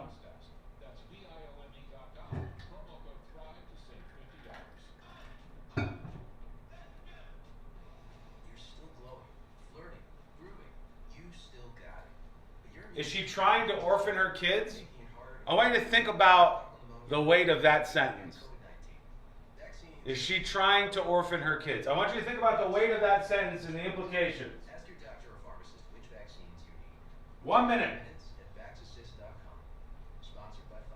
Super interesting way to think about things. Like, she trying to orphan her kids? God knows the only inevitable conclusion is that she's killed next. Not that we should get control of these radical lunatics who shoot people for the things that they say, but, you know, the conclusion. I don't know if she's ever hosted a show and done stuff like that. I don't know enough about her. Maybe she's not a Nepo hire. Interesting, though. She's now going to be taking over. Cordell and Cordell. Let me tell you, I understand on a personal level, your business is much more than a job. It's your legacy. Orlando, Florida. Joseph Cordell, licensed in Missouri and Illinois. CordellCordell.com. Hey, this is Matt Jones. I'm Drew Franklin, and this is NFL Cover Zero. We're just here to try to give you an NFL perspective a little bit different. Did you see the Colts pretzel? That was my other big takeaway from that game. What was that? Oh, my. We think NFL coverage should be informative and entertaining. And twice a week, that is exactly what you're going to get. Open up your free iHeartRadio app, search NFL Cover Zero with Matt Jones and Drew Franklin, and listen now. Look to Orange Buick GMC for your next truck at orangebuickgmc.com. We are professional grade.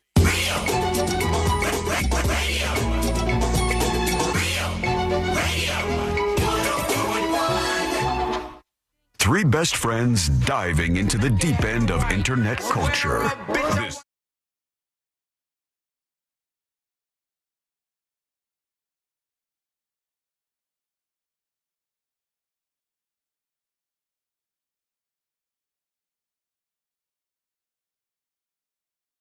Jimmy Kimmel thing. If I'm being real with you, and it's what I tend to try to do, join us on the show. I'll tell you what I'm talking about in a moment here with the dispatch. Record your thoughts, your opinion over on thenewsjunkie.com. Send us a video dispatch or an email, tips@thenewsjunkie.com. If you want to be anonymous, put that on top.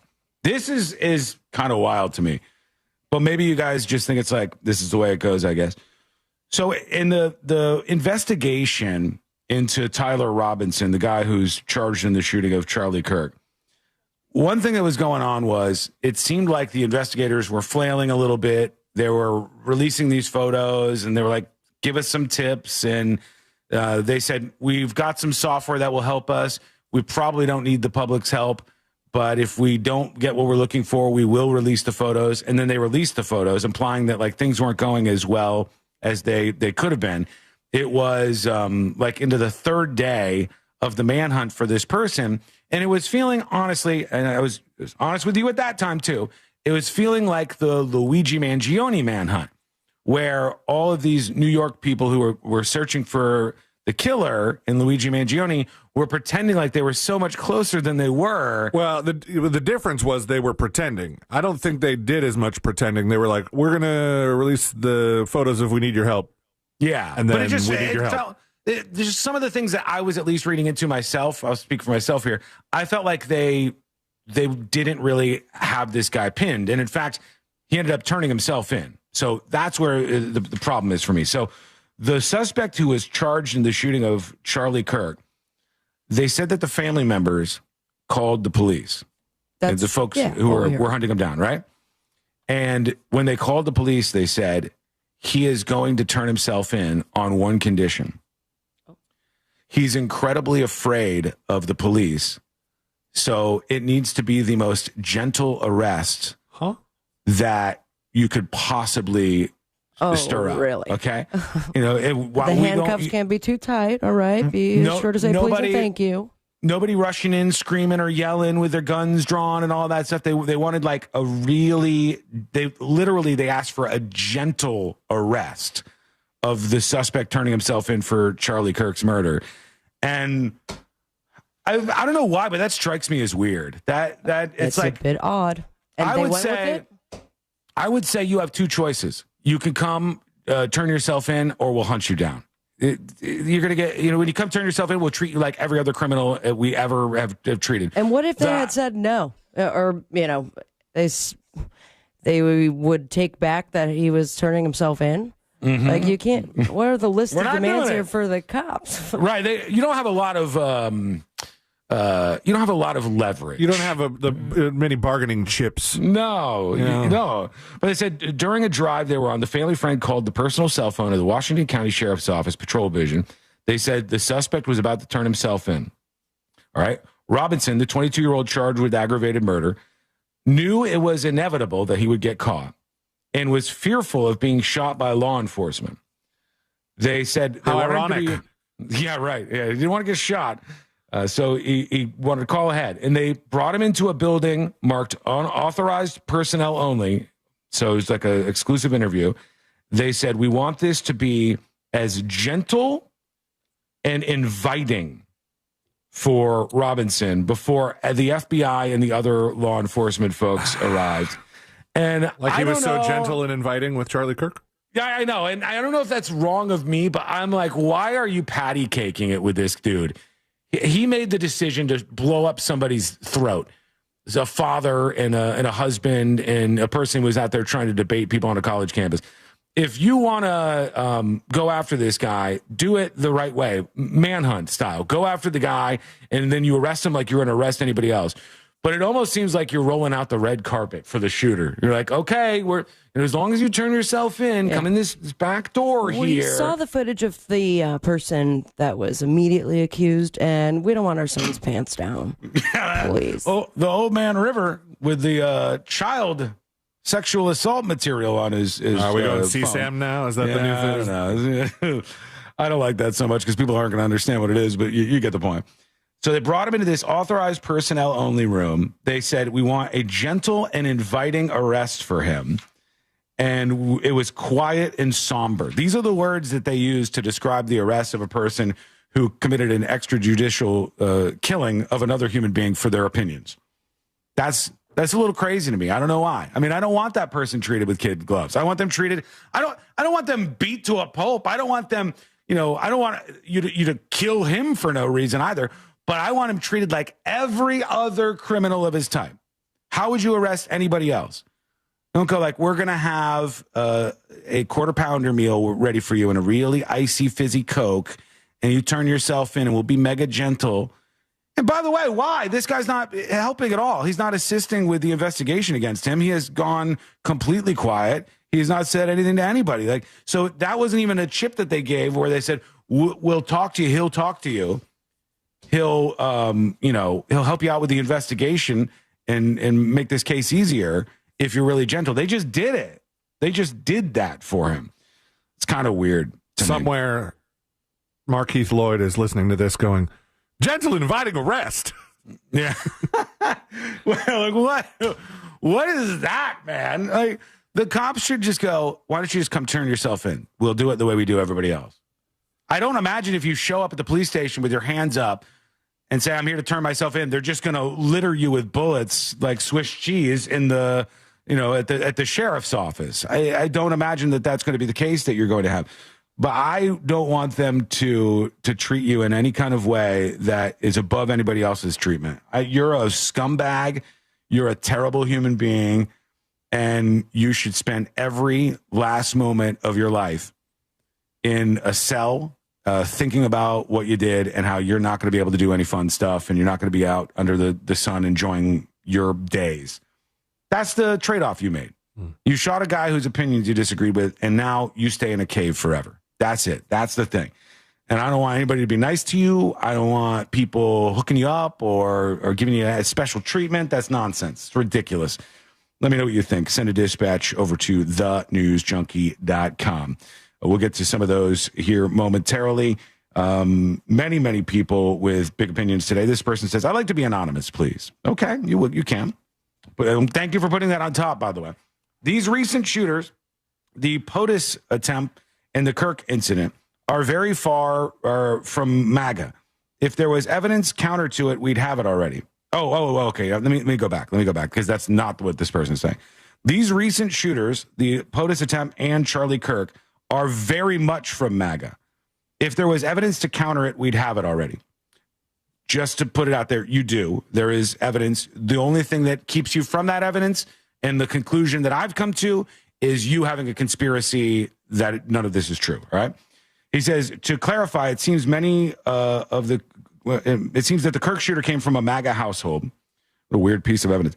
I believe the Trump assassin was the same. They learned to shoot from their parents to get access to firearms. Liberal households don't do that kind of stuff, especially the bill of the blue nation that resides in cities. I don't even know what that means. These perpetrators are born and raised in MAGA country and have been force-fed the MAGA agenda. It's just, this is weird. This is weird, dude. It's a weird take. First of all, if you look at gun ownership in the United States of America, it's a bipartisan thing. Left-wing people have guns. Right-wing people have guns. Yes. Is it more likely that if your family is right-leaning that you may have a weapon? Maybe. I don't know. But the whole process in which you're thinking this out is stupid. It doesn't make any sense. And it seems like you just want confirmation of your priors. You want to think that this guy was on the right so that you can wash your hands of it. And any division that came from you, you can feel like you're not responsible for it. That's silly. I'm not going along on that ride. We'll keep more emails coming in, though. Agree, disagree, whatever you got. Tips at thenewsjunkie.com, TIPS at thenewsjunkie.com. When we come back, the next episode with Sabrina, what's coming up on the next episode? What's coming up on the next episode? According to recent reports, Ed Sheeran is in love with the shape of you and absolutely terrified of space. Oh, wow, oh, wow. In the criminal justice system, pop-up diners are considered especially delicious. This is their story. Plus, the Pooniverse is dropping another stinky twist on your childhood animations. All that and so much more coming up on the next episode. And that is coming up next on the News Junkie. Our 2025 iHeartRadio Music Festival, live this Friday and Saturday from T-Mobile Arena in Las Vegas. Hey, folks. Welcome behind the scenes. Hang on tight. I'll be right over there.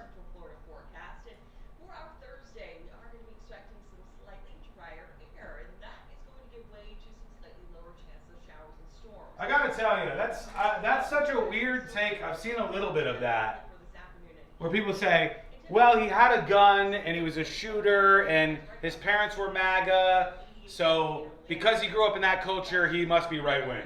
That's very weird. This report is sponsored by Duke's Mayo. Duke's, it's very weird to me. I mean, it's almost like the people who said, hey, these text messages don't make sense. My kids are that age, and my kids don't text like this. You're like, yeah, well, your kids aren't school shooters either, are they? Are they? Your kids aren't assassinating people for their opinions, are they? What? Maybe there's some differences. That mortgage guy Don will get you some numbers and explain the details, and then you decide if it makes sense for you to proceed. It's like saying the Charlotte, North Carolina stabbing attack. It's like watching that and saying, well, I have a black friend, and he doesn't stab Ukrainian women in the neck on trains. So therefore, this could not have been done by this man. It's very weird. That makes no sense, so people can't develop their own opinion and do stupid things? Obviously. Yes, you're exactly right, and it's painfully obvious that you're exactly right.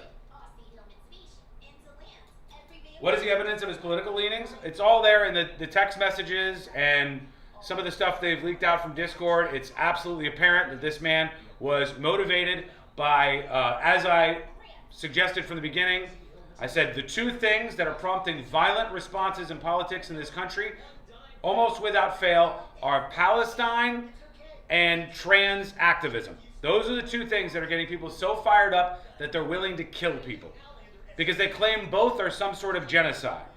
Now, we'll leave Gaza and Israel alone, leave that debate alone about whether it's a genocide, but the idea that there's a genocide happening on trans people in the United States of America is so without any evidence that it's comical to even suggest that it's a thing. Okay? And to take it as a blanket truth and then fire yourself up and say, some opinions, some things are beyond debate, and shooting the person that believes that and that espouses those beliefs is in fact the right thing to do, that's the mindset of the person who pulled the trigger.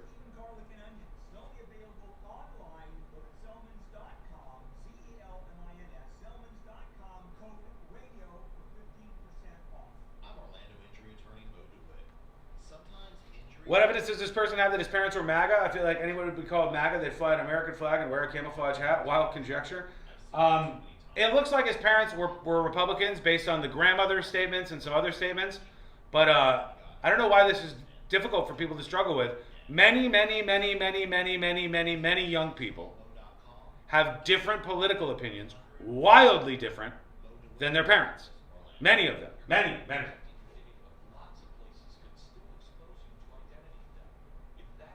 Skull Mike is interrupting my Duke Mayonnaise commercial. Do I need to perform it for you? Should I get my guitar? If I strum it up over here? I don't want to take that away from you.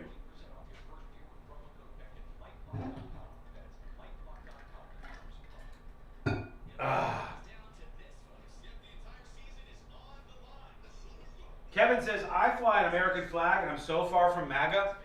Kevin, there's such an amazing nugget in what you've said. Such an amazing nugget. The idea that we seemingly have departed from everybody having American flags to an American flag being indicative of who you vote for is unhinged, ridiculous, and something that we need to step away from.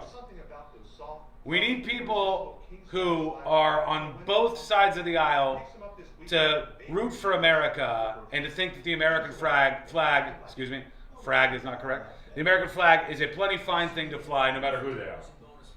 And not an indicator of somebody's politics. It's like all of a sudden half the country has the American flag and half the country has a fucking pride flag. No, everybody should have the American flag. It shouldn't be an indicator of your voting. Coming back. American flag.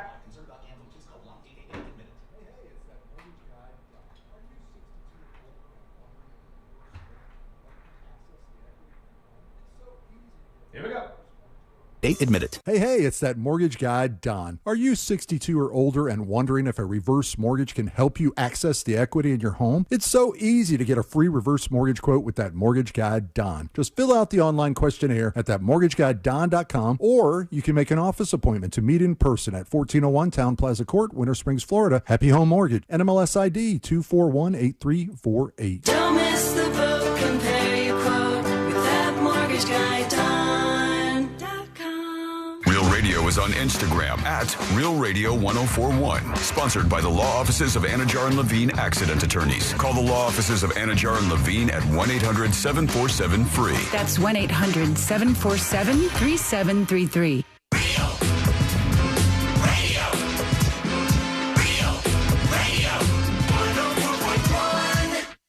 show that takes you from Skywall summer to Jack Rocket fall.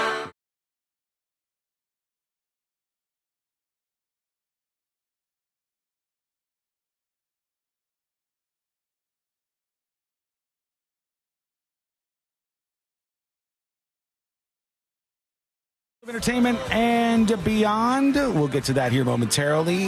More of you and your opinions. You're welcome here on the show, no matter what you got in your brain. Send your thoughts over at thenewsjunkie.com. Decon on YouTube says, Sean, what catastrophic event would have to take place for both parties to unite even briefly? Oof. I don't know. A nuke attack? Maybe even, I don't even know if that would do it. I think what you need is a seismic shift in people's attention spans and what they're caring about.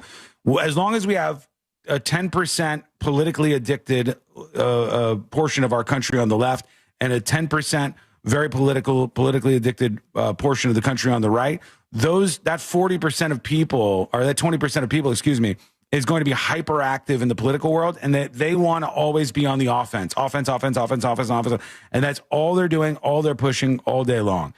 And until those people get bored of it and move on to something else, we're always going to have like the agitation out there. Those vibes are going to be everywhere.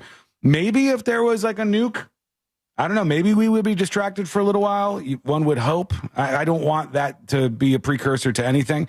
I just hope people get past this. Will they? I'm very doubtful on that. All right, let's get into it. Let's do the next episode. Because there's a lot on TV, and you can't possibly keep up with all of it, even though you should, because what else are you going to talk about? I want to give you a kiss. Nothing. Weather's nice. It's time for the next episode with Sabrina. Hey, smoke weed every day. Hold up. The next episode brought to you by that mortgage guy, Don. His website, thatmortgageguydawn.com. His weekend show, Home Loans Radio Show. And he is going to be the latest title in your life, BFF. Because when it comes to big life decisions like refinancing, buying your first dream home, debt consolidation, reverse mortgages, starting a business, or expanding that business, you got to work with someone who has your back. He's going to make the process easy for you. And that, my friends, is That Mortgage Guy Don. Start the process today by going to thatmortgageguydawn.com. Don't miss the boat. Compare your quote with thatmortgageguydawn.com. 40 years ago, speaking of late night, it was on this day, 1985, the very first top 10 list was done on Late Night with David Letterman. Oh, really? And Okay. I am going to do it for you guys. All right, man. The top 10 things that almost rhyme with peas. At number 10, heat. 9, rice. 8, moss. 7, ties. At number 6, needs. Number 5, lens. Number 4, ice. At number 3, nurse. Number 2, leaks. And at number 1, meats. I would not have seen the potential in the segment. I would And they're not. like, you know what? We're going to do it every night now. Damn. All right. So, needless to say, it did get better. And then he grew out his beard and interviews people on a chair, right? He's still doing that? Yeah. I think so. As far as I know, David Letterman's still got that show. My guest needs no introduction. I think they either just dropped some new ones or they're about to. Sweet. And also, speaking of shows, you think it's failing. You might call it, I don't know, nearing an end soon. And I'm not talking about Kimmel. That's Saturday Night Live. Did you see this report? I just saw that Lorne Michaels was out there telling people it's fine. Everything's going to be great. Everything's going to be great with the new season and the new cast. And it seems to be doing very well on not necessarily broadcast television, but on YouTube. It's a new report that's coming out according to Digital lowercase I. The report measured from January 1st to June 30th of this year, tracked reach, a metric that attempts to capture unique, authentic viewers. A channel like Mr. Beast might have more subscribers and pure views, but SNL, according to this report, reaches more unique people in the U.S. than any other YouTube channel. Oh, really? So maybe they're just moving to the tube. It reaches 38.6 million unique people via YouTube, more than any other channel. Perhaps a surprise? Maybe not. Would you like to hear the other top YouTube channels? Sure, yeah. Yes. At number 10, ABC News, 33.3 million. NBC News, 30.7. IGN, CNN, ESPN, Forbes. And it's rounded out by YouTube Movies at number 2. And Netflix is at number 9. YouTube Movies is a channel? I guess so. I thought I've never watched. Doesn't it come with your subscription? It might. I have YouTube Premium for sure. I've never checked that out, honestly. Also, the most searched for topic on YouTube during the period of the SNL 50 special. So, congratulations. This is not so special, but certainly peculiar. It's unique. Medical examiner officials have released the name of the teen girl who was found dead in the trunk of that. What did we figure out how to say his name? Oh, yeah. Dave? Yeah. David? Yeah. Yeah, so it turns out it was a 15-year-old who's been missing for quite some time. Her name's Celeste Rivas, and now some odd stuff begins to unfold and get revealed. He has a song called Celeste, which he recently had taken down. Celeste and him both have tattooed on their fingers. Well, the rapper who is an adult, David, D4 DVD or whatever the hell it looks like when you spell it out, he has the same tattoo as this definitely underage girl? Yes, and who was dead and also was found cut up in the front of his Tesla, and like very decomposed. Like it's been there for a minute. So they found it in the frunk of the Tesla. He went on to do the shows. I don't know. Did he ever comment saying he had no idea who it was? And it was very odd. But she was weighing 71 pounds. And they have now released that she was a 15-year-old that has been missing for quite some time. The leaked song titled Celeste by the artist has been posted online. So I guess it has not been removed. And I'm also just learning that if you did happen to catch a show of his, he's doing straight up funerals at his show. Okay. I sent you the clip. I just saw it as I was finishing up prep before this edition of the next episode. And if you go to his show, he has a full casket and allows people to write messages to the deceased. This is strange. Okay, yeah, this is like I don't know about that audio, though. I'm not playing the audio. It's just, it looks like a funeral. There's a casket. And every spot is a show. brand new casket brought in. They bring the casket in. They set it up like you're at some sort of like wake or whatever. That's a little weird with somebody's dead body in your car. Yeah, who is not in a casket, but instead dropped up in a Tesla. So we'll see what unfolds after that. Why has he not been taken in for questioning? He's on tour. Great question. He needs to finish out the tour. It's going to ruin the tour. Remember what happened to Justin Timberlake? Yeah. Come on now. Yeah. There's a loophole in the law, C-Lane, that states that if you are currently on a tour, you cannot be charged with any crimes. That is fact. That is absolutely true. That's why some bands just stay on tour the whole time. Yeah. Seems like a good idea. Not too bad. Also, good idea, staying on Earth. At least according to Ed Sheeran, he has turned down the opportunity to perform the first gig in space. Because it absolutely terrifies him. He says, I don't want to be a guinea pig for that. I'm not going to risk my kids not having a dad. But you do risk it when you go on tour. What would be the gig? The gig is the first gig in space. A gig for who? What makes it a gig? He gets Who's he paid playing for it? for? Yeah, who's he playing for? He's playing for aliens, for the good people of Earth watching the live stream. If it's just playing guitar in space, that astronaut who makes all the videos is the first. Well, he's not going, so now there can be a new first. I imagine that the guy was playing guitar, but he was an astronaut. This is a musician in space. Also part of the rules in the tour. What was that tour law that we were just talking about? There's an amendment to it that you can go to space and not be considered a musician. I thought for sure Sean was gonna hop in on that, but okay. So just by myself over here, go to space, and if you stay here on Earth, you can also try this gal's new Wine. Avril complicated Avril Lavigne. Avril Lavigne is right, and she's getting into the wine business by announcing a new wine called Complicated. So there you have it.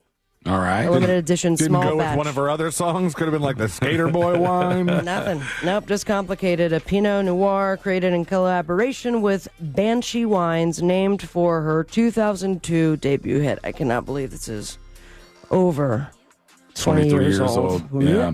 It could be purchased song, for $30 per bottle. So complicated and expensive. On the boob tube, we got football, baby. The Bills and the Dolphins. Go Dolphins. Like, really try this time, guys. We need one win. Celebrity Family Feud, episode 5 of Peacemaker, and the series premiere of Black Rabbit on Netflix. You can catch not Kimmel on the late night TV. Jude Law will be on Fallon. Follow your dreams of me on Instagram at Sabrina Ambra, but most importantly, say it with me, America. Smoke weed every day. Thank you, Sabrina. I gotta change that now. Lots of emails rolling in. We'll get to some of those. I got a ton of clips queued up. We've got more info on the Kimmel front and a lot more to drop on you. Some breaking news coming in that we'll get to in just a moment. All of that, I assure you, is coming up next on the News Junkie.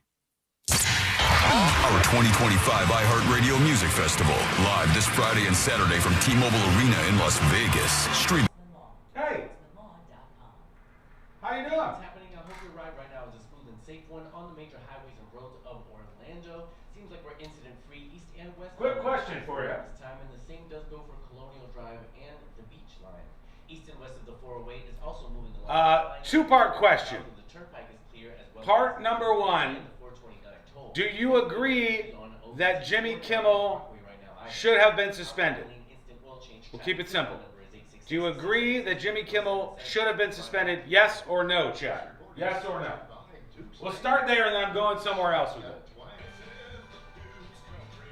All right?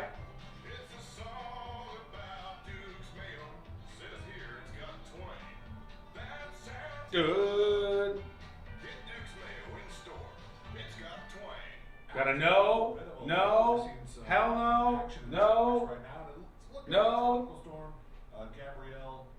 Yeses, be brave if you're out there. All no's so far. Should Jimmy Kimmel have been suspended from his show? For what he said, Sam says, no. Nah, still puts a smile on my face though. Nah, he said worse and done worse. Yes, he has, yeah. Yes. Only one yes so far. No, he's protected by the First Amendment just like you are. That's not how that works. No, considering it wasn't as bad as other things I've heard as of the last week. That's still a weird thing for me. I'm always like, okay, what'd the person say? And Jimmy Kimmel has said like lots of stuff on his show about people who didn't get vaccinated, about Luigi Mangione supporters. He's done blackface. Like, you could go a million different angles. He was on the Man Show, for God's sake. But that particular comment, even though I think it sounds like misinformation to me, doesn't seem enough. And it seems like you guys are pretty much in agreement on that. I'm not shedding any tears necessarily, but I don't think it's a good example of something he said that's worthy of this response necessarily. It's up to the employer. Jimmy Kimmel said way worse about way worse people. Okay. So, question 2. Here's where the rubber hits the road, as my mom used to say. This is where the rubber meets the road. How many of you plan to do anything about it? Stop watching ABC, cancel your Disney subscription, because a lot of people are starting to pretend like that's what they're going to do. I don't know if they're real. We'll talk about that next, because there's like this movement to say, I'm unsubscribing, I'm canceling. Of those of you who said no, are you going to do anything about it? Yes or no? Yes or no? The follow-up question is, are you going to do anything about the fact that ABC News has indefinitely suspended Jimmy Kimmel? Yes or no? Nope. Don't watch TV anyways? Nada. I do streaming. Only thing I'm going to do is rant and chat. I think you see the point, right? I think you see the point, right? This is how our society works now. Everybody's got pitchforks, everybody's mad, and it's like, are you going to do anything about this? It's like, no, I wasn't watching that shit. I wasn't watching that show. 3 minutes. Do you think it will matter if you do? 1,000% yes. Yes. Every single one of these like boycott movements scares the company that you're targeting. So yes, those things do work, for better or for worse. But when we have all these people who are like, I am so outraged, and you go, are you going to do anything about it? Well, I didn't even really watch a show. I don't have Disney. I can't do anything about it. That's where we're at with a lot of online discourse.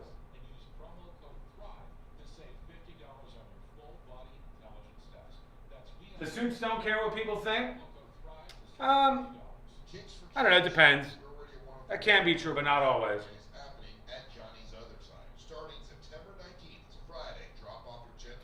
No, Sean, I don't shop at a handful of places because I don't agree with the organization's beliefs and actions. I mean, I'm kind of getting there myself, honestly. I'll give you an example. I've been to New Orleans 10 or 12 times with Courtney. We've been many times. There's a great restaurant called Turkey and the Wolf. It's a simple sandwich place. Used to be like very unique. Now there's a lot of places like it. Some even much better. And they just constantly are thrusting a very activist type political opinion on everybody who follows them on social media. So I said, I really don't care what my sandwich shop thinks about the Middle East. I really don't care what this restaurant thinks about black, trans, they, thems, right? Really don't care. Really don't care.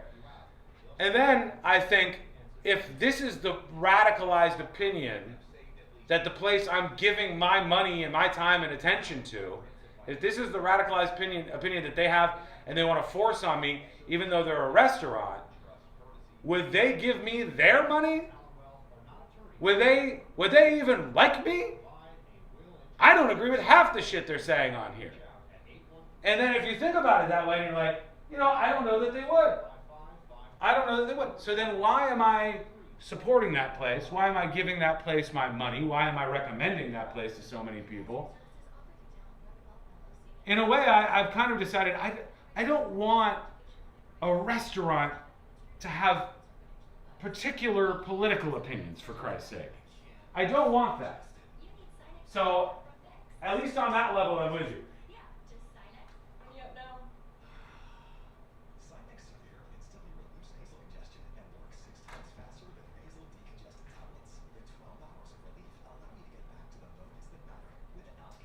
It also says that I agree with them if I patronize such a vocal place. I mean, maybe that's arguable, but I just think, would they even like me?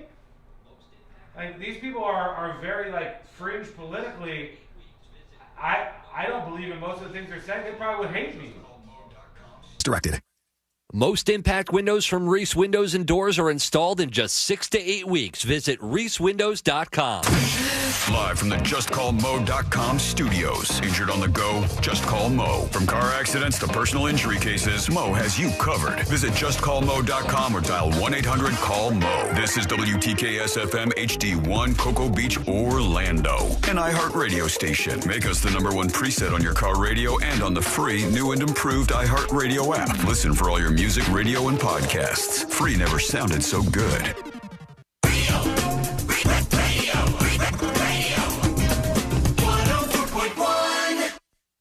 The kind of crew who types the word functioning in bold, italic, and underline.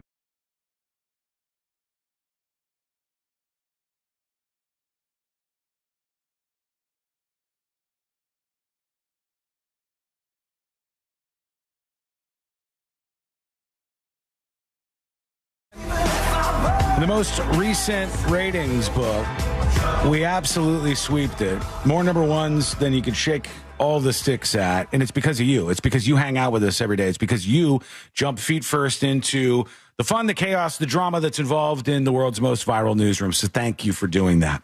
We're going to get to your feedback momentarily. We'll talk about Cracker Barrel released their earnings. Did they get cracked by their own audience who got really, really mad at them? And a bunch of other things. But I did want to point this out. They said that they announced Charlie Kirk's replacement. And his replacement as CEO of Turning Point USA is going to be his wife. Oh. Erica Kirk. Huh? Erica Kirk, Charlie Kirk's wife, is going to be taking over for him. And a lot of the reaction was like, is she crazy? Does she want the kids to be orphans? And you're like, boy, what a way to think about things. Like we worry about the heckler as opposed to the performer in some cases like this. We're like, well, she too will be shot by somebody out there, instead of going, what is the sickness in our society that leads to somebody shooting somebody for their opinion, and how do we fix that? Now, I don't know if she's going to be like hosting the podcast and all that stuff. I don't know if she has experience doing that. I saw J.D. Vance filled in. He did the show. I guess they have like guest hosts going on. Honest to God, I don't know much about his show. I don't even know if it's on regular radio stations and stuff. I don't know. I don't know. I don't know if it's just a podcast because, and I don't mean to demean it in that way. He had a large amount of listeners. I just don't know. I've never really tuned in other than to just the clips online. But his wife, Erica Kirk, is going to be the CEO of Charlie Kirk's company in the wake of all this. And we have a lot of reactions. One of the things that people are saying is, and I always find this to be interesting, there are people who are mad about the Jimmy Kimmel thing. They're mad. They're all over C-Lane's Facebook. They're yelling at C-Lane.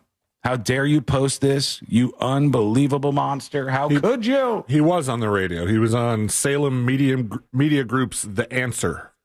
Okay, yeah, The Answer. Yeah, it's like an also ran in a lot of markets. It's a political station that tries to go against the premier lineup and doesn't usually do all that well. But he was out there on that. He did the podcast, he did YouTube, he did all this stuff. But in the fallout from this, we just had Jimmy Kimmel's head drop, and now he's identified as on a suspension or an indefinite hiatus, or however you want to define this. But some people are responding online by saying, we are going to do something about this. Now, everybody I talked to in chat was saying, like, we're not going to do anything about this. There's nothing we can do. But the folks that I'm seeing online are saying, just so we're clear, at ABC and at Disney, I just canceled a $15,000 family trip to Disneyland next year for 6 people. I canceled my Disney streaming account. And my wife has a sell order in for all her Disney stock tomorrow. We did the same thing with Tesla after Musk went full Nazi with his salute. I think you can tell where this person's coming from. If you don't think any of this matters, ask Target how well their lives are right now. F you, fascist. And they're talking about how Target gave in to people on the right and removed some stuff from their like Pride lineup. And then people started boycotting Target. I don't think that really has had that big of an impact, but they're asserting that it has there. Another person says, boycott Disney, boycott ABC, boycott Nexstar, boycott their advertisers, hit them where it hurts, the $. Disney just caved and pulled Jimmy Kimmel for political reasons. There's a couple of people pushing this. Here's somebody who says that they've done it, and they posted, okay, your subscription has been canceled. And this is, I guess, them canceling their Disney Plus subscription. And it says, you have sided with fascism and surrendered to pressure from Trump to silence free speech in America. F you guys until Jimmy Kimmel is back on the air. This is what this particular person suggested. Now, I don't know if that's something that they've seen a lot of, or if this is going to be some sort of backlash that Disney and ABC worry about, but it's the thing that's happening. Oh, good question. Let's see. Let's see how Disney stock is doing today. Disney stock is down 66 cents, which is fairly flat for Disney. 0.6%? Yeah, and it's not had a huge impact on the stock, less than 1% down. Let's hit that 5-day. What does the 5-day look like? 5-day looks like down 1.34 points on $115 a share. So it's not really a lot of movement that's going on for Disney stock. That's at least what it's trading at right now. It looks like it opened with a bit of a dip. Maybe that's a reaction to the Jimmy Kimmel stuff, but it's not swaying them either way. In fact, the stockholders probably go, this is another bloated show. The end of late night is near. Everybody with a brain can see it. These shows are over. Nobody really cares. Their cultural influence is waning. So stop spending so much money on the big bloated late night shows. Maybe the stockholders are like, that actually is a good thing. Here's another reaction. This was from Van Jones saying, a red line has been crossed. Here he is. That is why we exist. Not to knuckle under, not to do what we're told, but to stand up and to say, listen, if you want to pull these licenses, then we're going to go to court, and we'll be in the court of public opinion. But you don't get to go on a podcast and set policy for American media, for an American media institution that's been around a lot longer than me, you, or Donald Trump. This is a red line that has been crossed for our industry, for the First Amendment, for the right of people to speak. There was nothing hateful about what was said. Yeah, I don't know. I haven't gotten the vibes yet from the radio industry or the TV industry necessarily. Hollywood is scared because people in Hollywood are like, whoa, hold on. Am I next? Is my show next? Is my project next? You know, what's the next target if this kind of stuff is going on? But as far as people in like radio and broadcasting, I get no real vibes just yet. I can tell you without a shadow of a doubt, and I remember it as vividly as can be, after the Janet Jackson Super Bowl performance with her nipple and Justin Timberlake, after that, within like a week, all of radio was shaking in their boots. Which made perfect sense, considering it was a boob on television, and the target from the FCC came down on radio. And I remember at the time there was emails going out, and they'd go, you cannot say any curse words. None. Like, we get to say all sorts of curse words on the show. You cannot say any of them. They said they banned on a couple of the big broadcasters playing fart noises.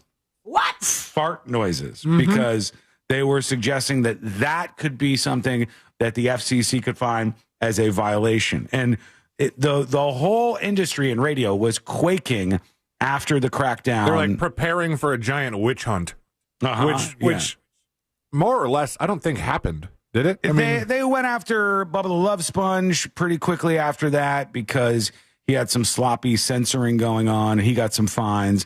They went after one or two people, but it wasn't quite as bad as they thought it was going to be. But they wanted everything to change. All the management, all the suits were handing out these emails, and they were printing out these leaflets and stuff. And they were saying, here are the things you can no longer say. You couldn't make fart sounds. You couldn't talk about going to the bathroom at all in any detail. You could not refer to sex in any way. You couldn't say any of the words. Well, they had to work around things for a long time. I remember the way Neil Rogers in Miami on WQAM handled it. Neil Rogers was told by his bosses, you cannot play any of your fart sound effects, of which he had many at the time. He was known to play them. And he said, okay, I've deleted all of my fart sound effects. Now, I have this sound effect of somebody stepping on a raspberry, and he played it, and it sounded exactly like a fart. And he was like, I will play my raspberry sound effect because it's completely unrelated to a fart sound effect. And then he played that, ad nauseum to make up for it in the time being. Now, but that was for a while, for years. It was like that. It would not be a surprise, though, that the big radio companies across the nation are preparing some sort of message to their employees. Maybe we've gotten little things here and there. We've gotten, hey guys, just so you know, everybody's riled up, and everybody is riled up. Hey, just so you know, people are feeling this, people are feeling that. But we haven't gotten any big changes saying, hey, the FCC is going to be looking over you. And well, we're not trying to push through any mergers, are we? You never know. How's our stock doing? I never know. Well, let's see. Let's see how. I got a good fantastic notification. investment. I think it was yesterday. I heart stock. Let's check in. I never sold when we talked about it months ago. $3, baby. We're gonna be super rich. To the moon. I told you about this. You could have tripped your money tripled in the last, what? When did I start talking about that? 8 months ago? I don't even know if it was that long. But it's still there. Great buy, great company. Please don't censor us because of what's happening with everything with the FCC. Let's see. We've got this. Cracker Barrel has released their earnings. Speaking of stocks, Cracker Barrel reported their fourth quarter earnings after the bell on Wednesday. They missed their earnings per share targets, and they said they beat revenue estimates a bit. So this was with this backlash going on. The stock sank about 10% after hours, and they fared better than people thought they would. This again, if this isn't the evidence that I'm piling up, I don't know if you're picking up what I'm putting down here.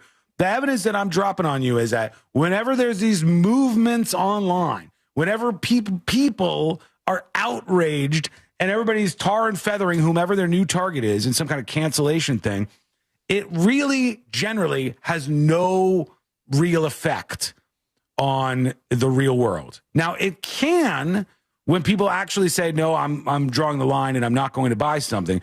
But a lot of times the online outrage is not representative of how the company is actually performing. So will that be the same for Disney and ABC over the Kimmel thing? I don't know. We'll watch. Will people cancel? Maybe they will. But a lot of times it's people freaking out over Cracker Barrel and Cracker Barrel going, actually, it's not so bad. Read them and weep. We did 74 cents earnings per share. We thought we were going to do 80. We brought in $868 million. We thought we were going to bring in $855 million. They did better. They did better than they thought they were going to do. So that's just an interesting thing to consider, and we'll see how you feel about it. Real quick, an email from Justin, who says to tips@thenewsjunkie.com. Afternoon, junkies. I'm not a pilot, but I was a naval air crewman for 8 years in the Navy. There you go. I was a loadmaster and flew with the plane transporting cargo and passengers. The pilots do carry iPads, as you guys were talking about. Sometimes for entertainment, but mainly for flight charts, checking the weather, planning multiple legs in advance. They don't just show up to the flight brief without having done any research on what the mission is going to look like. Thank you for the story. And thank you for your attention to this matter. Some chatter about that last night on Facebook, and people were talking about this ATC thing. There were a lot of people that are on the side of that ATC guy was being a jerk. Really? There was a handful of people I heard from or just read about. That was yelling at the Spirit Airlines pilot? But the one person for Spirit said, oh, gosh, I wish I had thought of it myself. One person said, hey, if you want me to get off my iPad, it's going to cost you a fee.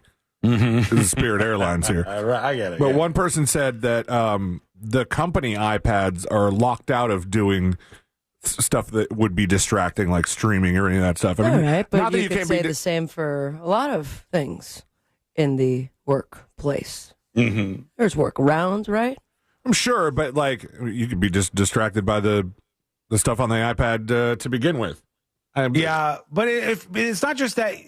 If you focus too much on the iPad, you kind of lose track of it. It wasn't just that the person might have been on an iPad. It was that they weren't responding to any of the commands.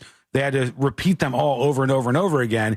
And then there was frustration from air traffic control. And the air traffic control person said, get off the iPad. I think, you're not paying attention. I think there were some butthurt pilots in there that were like, how dare you imply that we would take our job less seriously than we do and be on an iPad. And I'm like, okay, buddy. All right, Patriot. Pump the brakes. I know what you guys are doing up there. We're wise to what you guys got going on, just so you know. Let's see. There's lots of reactions coming in, so we're going to get to some of these as the show rolls on. President Trump made an announcement about Antifa, believe it or not. We'll put that in jury duty. I want to work in this right now, though. This is a video dispatch from Not Stevie G. Let's see what you got for us. What's up? I am not Stevie G, and I am not a nasal spray addict like Sean. I believe you. Actually, I am, and I still can't breathe. But I think people forget pretty quick that Charlie Kirk stood for having conversations and opposing views, and made it very clear in most of his debates that when we stop having conversations is when bad things happen. And of course, having conversations and having his opinion, I think, ultimately led to his death via a crazy person. But I don't think he would necessarily agree with Jimmy Kimmel losing his job. I don't think that's what he stood for. I think opposing views is one of the things that he actually celebrated. And having conversations is something that he really, really wanted people to continue to have. Yeah, I completely agree with you. I do too. I said the same thing when they started with basically the fake news story about South Park deleting an episode, which South Park did not delete the episode that featured the character who is a parody of Charlie Kirk. They just suggested not to run it, in the schedule. On the broadcast schedule, like on the television channel. It's still available. It's still been available on demand. So that was kind of fake news. But I said at the time, and I stand by it, Charlie Kirk embraced that. He seemed to like it. He made it, I think, even his profile photo on some social media platforms. He had a whole TikTok where he played different clips of that episode and commented on it. Yeah. And he very much, whether Trey and Matt would have agreed or not, wore it as a badge of honor. Right. And the thing is, if he wasn't butthurt about something or wouldn't have been butthurt about something, why are you being butthurt about it on his behalf? Great question. That's the thing that I always look at when it comes to this stuff. I think he would want more people to stand up for what they believe in. I think he would want people to speak freely and speak their mind, which a lot of people haven't felt comfortable to do for a long time. I think he would want you to engage in these kind of conversations and try to maybe even bridge gaps between you and other people politically. I think he would want all of those things. I don't know him that well, but I think he would want those things. I don't really think he would have cared about this whole campaign to go after everybody. I think he probably would have celebrated more if Jimmy Kimmel failed just on his own accord. If the show, like Colbert, wasn't bringing in enough money, and like every other late night show eventually will, it just folded that way. I think he probably would have wanted that over it. But it's hard to put words in the mouth of somebody who was shot in the throat. Hard to do that. When we come back, a teen has nearly died as a result of the social media challenge that's going around the world. Not that one. Not the one we've been talking about. Not the PP one. No. A different one. Man, if I die PPing, that would just Die be... doing what he loved. I don't want to talk about this. Okay. You do? I'll just say this in a generic way. I saw a person who died recently, and I thought, I wouldn't mind dying that way. Wouldn't mind dying that way. Yeah. You don't want to unpack that when we come back.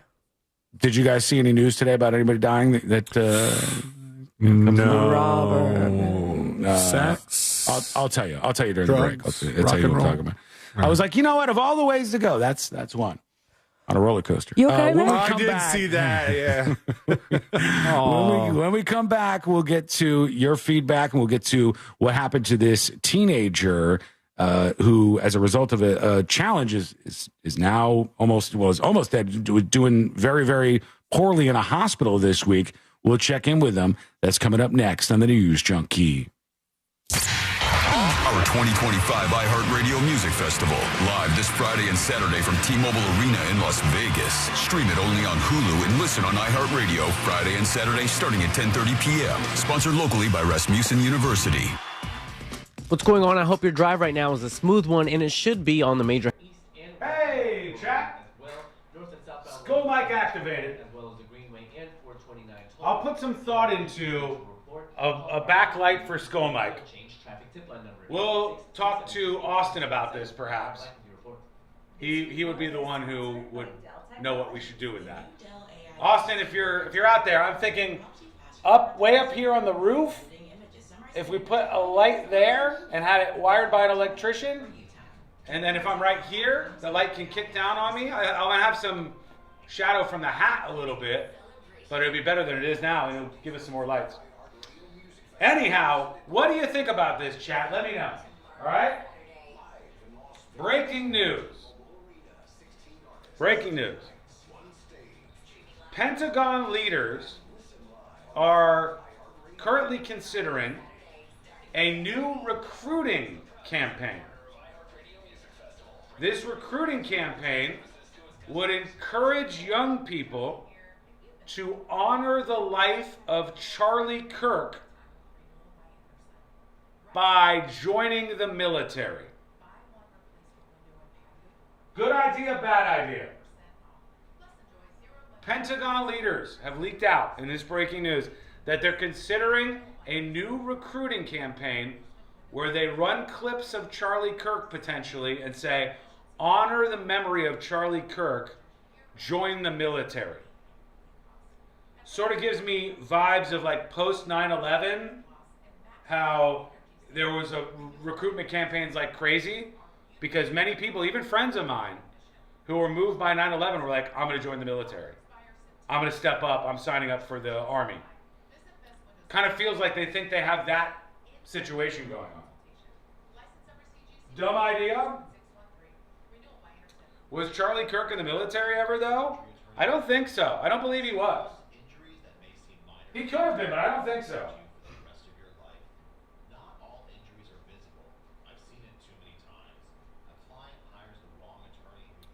Oh, good God. Pat Tillman. Sounds like some racist ass. How the hell do you get racist out of that? You just constantly on alert for racists? Like, oh, oh. Heard a little racist over here. Heard a little racist over there.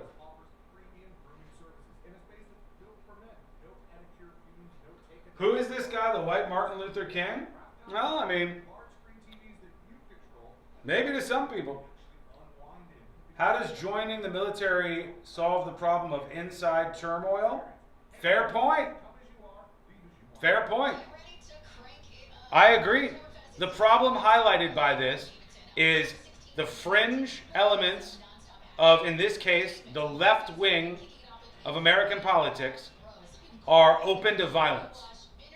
I saw a study recently that I think 35% of Harvard students said that violence was acceptable to stop certain speech. That violence, like slapping, hitting somebody, shooting somebody, stabbing somebody, killing somebody, hurting somebody with which you disagree is an acceptable response. Violence is an acceptable response to words that hurt your feelings.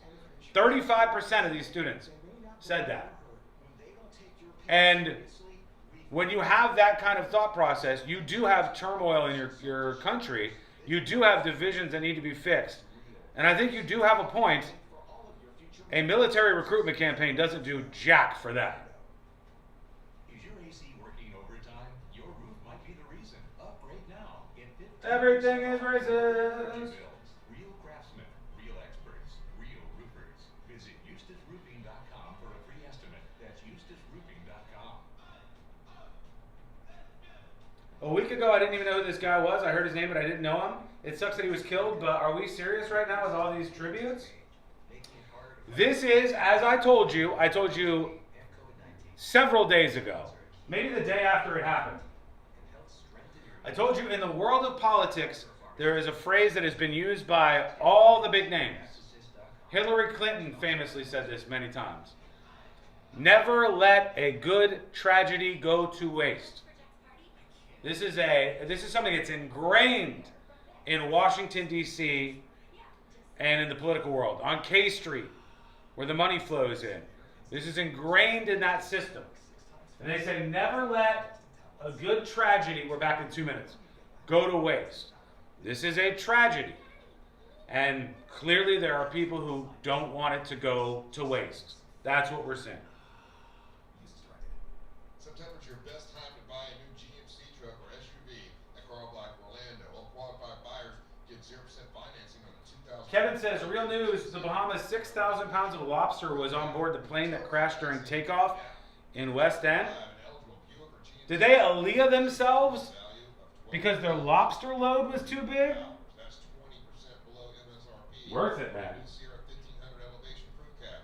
Carl Black also has a limited number of 2025 GMC and Hummer EVs. Dan says, it's supposed to be for real lessons, though. Real learning moments, not using it to oppress your critics and silence dissent. I think, to be absolutely clear, using Charlie Kirk's death, talking about it, using it in whatever ways you want to encourage free speech, to go after these elements that want to be violent because their feelings are hurt, like a bunch of little fucking bitches. is fair game and absolutely should be done. That's directly connected to the problem at hand. The other stuff like military recruitment, I don't see the connection. It doesn't make sense. All right, here we go. I'm going to sing the Duke Mayo song when we come back.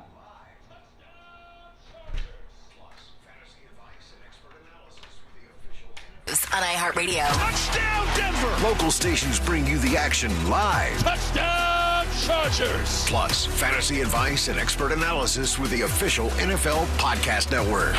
Everything you love about football is on the iHeartRadio app. That's a jet touchdown! Just search NFL to dive in. You text us at 77031 and we say it on the air.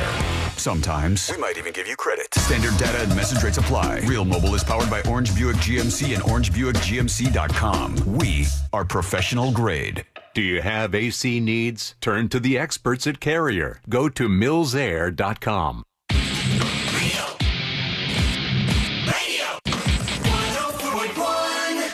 Where common sense meets complete nonsense. This is the News Junk.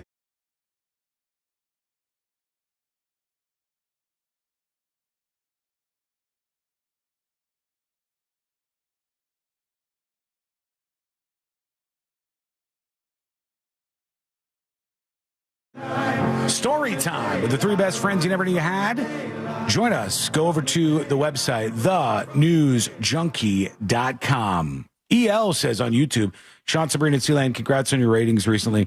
While you thank your listeners, I want to thank you all. I've listened to many talk shows, and a lot of them are not entertaining at all. Well, I mean, I assume that you find us entertaining, at least to a certain extent, so thank you. Appreciate that. That's very, very nice of you. Well, I'll take the compliment, certainly. Thank you. It's a great job to have, if you can have it, for now. We'll see what happens moving forward. But when you bother to listen, until that clip gets sent to the CEO, Which one? Whichever. I mean, do you have 45 minutes? There's quite a few clips that would not look great. God, if I ever got, never mind. That's the third time you've done that today. Enough. There's too many. Nobody's telling me not to say things, but I keep getting fired up about things, and I can see the direction I'm going to go in, and it's not good for me. Oh, come over here, little boy. I'm sure there was context around that made it make sense. Yeah. There was something that would have made that make sense. I'd like to tell everybody something. I did an abortion. Isn't our home office in Texas? Yeah. Ay, papi. Okay, let's talk about this. A mother is sounding the alarm. C-Lane, you got to stay on top of the kids. You got to stay on top of the kids. Yeah. Not physically. That would hurt them. Not physically, but you got to watch what they're doing. You got to keep them off the internets. It's bad. This is a real world connection to this. I'm just trying to keep them in the house these days. Oh, is he trying to run right out of the front door? Buddy, we had a father-son trip to Ace Hardware over the weekend to get one of those hotel latches. Oh, really? Because he opened the door and just walked out. Is he going to be like that kid that went to, what was the restaurant Chick-fil-A. that kid Chick-fil-A? No, he doesn't know any Chick-fil-A's yet. But he walked out the front door. Bye, Dad. And see you later. A little bindle. Didn't say goodbye. He luckily, and this he would be so cute with a little bindle over his shoulder. And what's even in it? Luckily, our garage was open, which is rare. We don't usually just leave the garage open. Says that now. So he walked in there and started playing with stuff. But had the garage been shut, I'm confident he would have walked straight across the street to his best friend's house, and then we would have had to go. Thanks for letting us know. Why don't you do one of those collars, the invisible fence that they have? Yeah, like shock him. A little shock. Just a little shock. You put it on the lowest setting so that when Jackson walks across the front lawn and he hits that perimeter, but not too bad. Like, you don't want to zap him too bad. The most embarrassing part for me is when I watch the Ring doorbell footage of him walking out the front door. Leaving. You can hear me playing piano in the back. Were you playing a song that would make some sense? Was this like a emotional father-son song? Butterfly kisses. No, it was Mario. Sir, the evidence that we've acquired shows that your son wandered away at a moment where you were paying no attention, but obsessed with the Mario theme song. This is what happened to this particular family. This young girl, this is an old challenge, but it shows you that it's still around and relevant. Here we go. Let's see. The first alert to a dangerous TikTok trend that nearly killed an Horry County teen. Our Michaela Evans joins us now in the control room with the over-the-counter medicine now being used for the wrong reasons. Didn't really have anywhere to go. Warren Jake, Horry County They just sent her into the next room to report on this. Let me beef this audio up just a little tiny bit. They're talking about that Benadryl challenge that's been around forever, but there's still kids watching videos. And this girl, this young girl, her daughter, this woman's daughter, she started taking a whole bunch of Benadryl. Her heart rate spiked to 200 beats per minute. Her daughter was acting strange, and mom said, "Is everything okay?" And she found all these Benadryl pills underneath her pillow. What's the challenge again? Well, take as many as you can without dying. Mom grabbed her phone, Sabrina, and then on the phone, when she scrolled on TikTok, she had been watching videos of people taking a bunch of Benadryl to like RoboTrip, and the challenge is just like get high on Benadryl. And I guess that content was on. I thought the whole TikTok point of Robo-tripping was Robitussin. Maybe that was. Yeah, I'm just giving it a name. I'm just trying to call it something. You're high off of this kind of medicine, and she's found it right on her phone. Her 13-year-old daughter suffered hallucinations at a dangerously high heart rate after admitting to using Benadryl to get high. Horry County, the dangerous TikTok challenge has been around since at least 2023 when a 13-year-old in Ohio died after spending a week on a ventilator. Red flags went up for the Horry County mom when she noticed her daughter behaving strangely last week. She rushed her to the hospital after finding the Benadryl under the teen's pillow and after the videos on her phone. Right there. I saw all of the different TikToks that she had been looking at and liking, and they were all kids who were doing Benadryl. That's crazy. It kind of blew my mind. This is crazy to think about. So she goes on the daughter's phone, and then she can see the connection. You see the connection. The connection goes from my daughter is here. She's taking a bunch of Benadryl.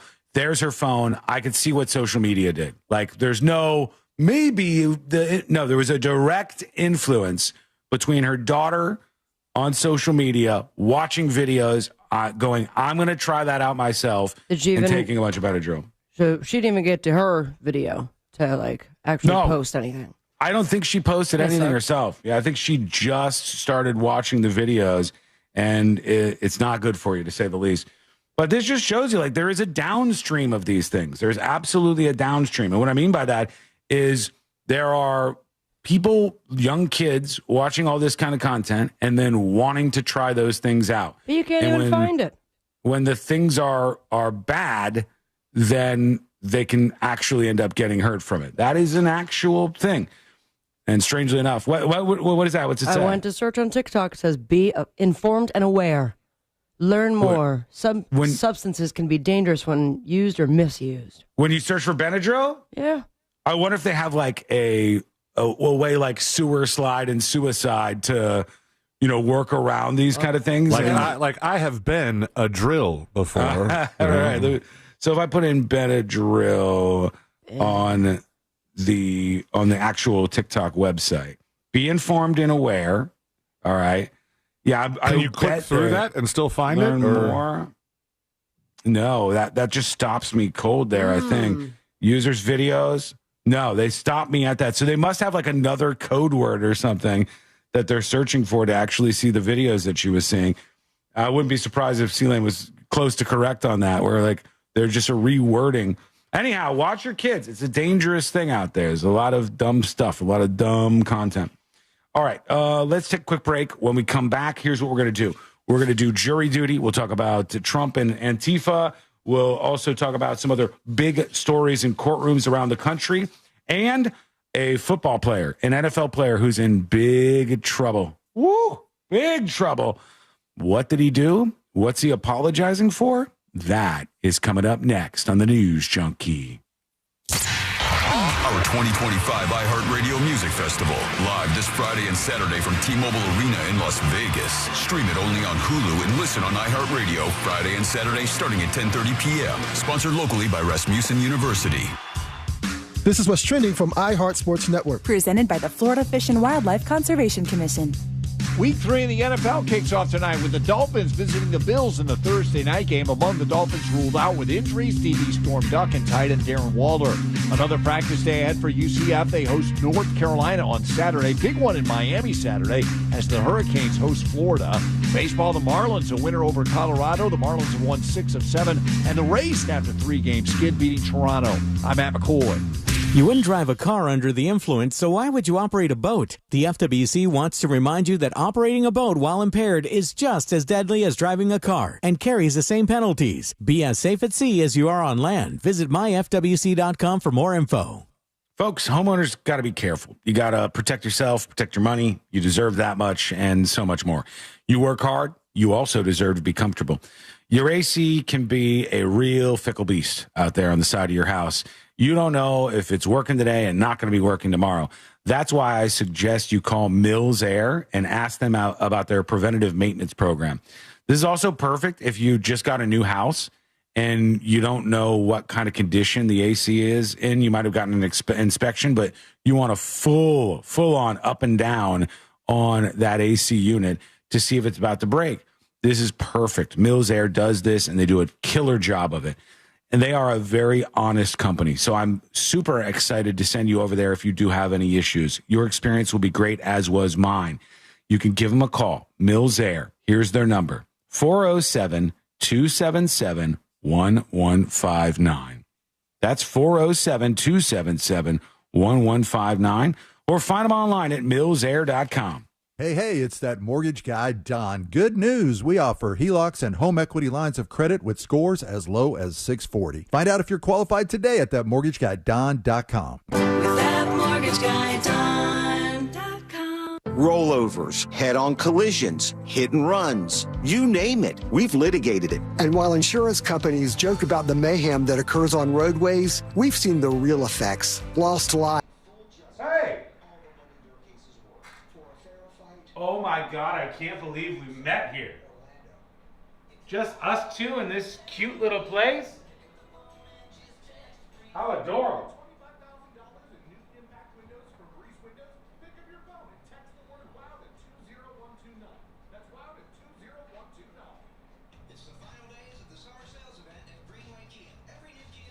Question to you, chat. This NFL quarterback is taking heat. Why?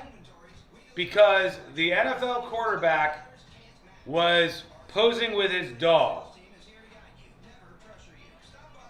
And there's more. The NFL quarterback was wearing a Michael Vick jersey and posing with his dog. Could that have been an accident? Could that have been just absolutely an accident? I'm trying to think of when the Michael Vick stuff happened. Like somebody who's a NFL player that just started in the league right now. How old were they when Michael Vick got busted? You know what I mean? Do they even know?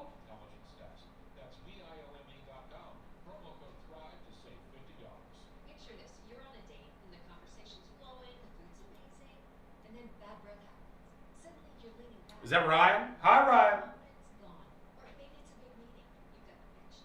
Love you, miss you.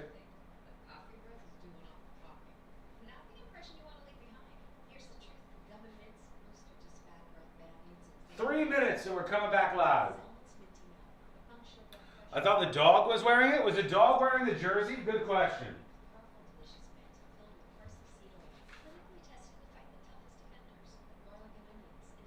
Himself wearing a Michael Vick jersey while posing with his dog.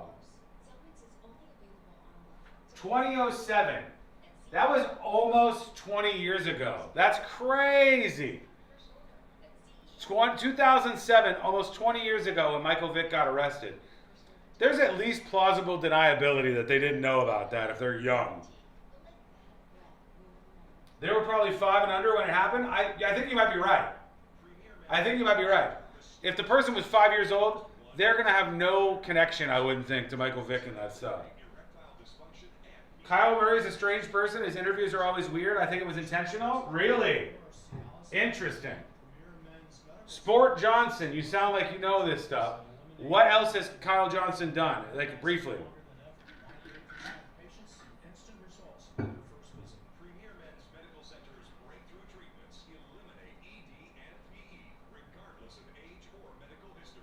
What happened to Twitch and Mega Chat? Twitch never gets blocked out of Mega Chat. This is a rarity that Twitch is blocked out.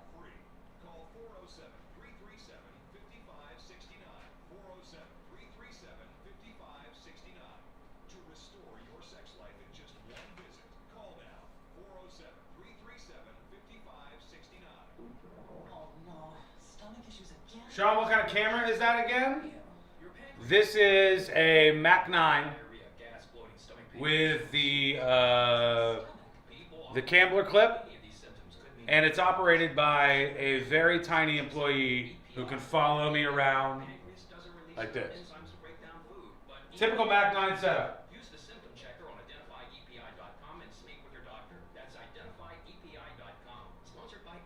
90 seconds and we're back. Welcome to the better side, Bootsy. Did you guys win Bootsy over to YouTube? Are you welcoming her in with open arms?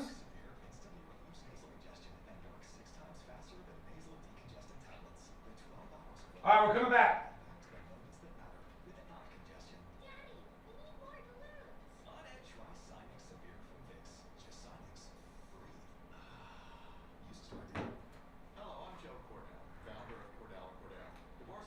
Son of a bitch. Some minor problems. Hang on. Breathe. Use as directed.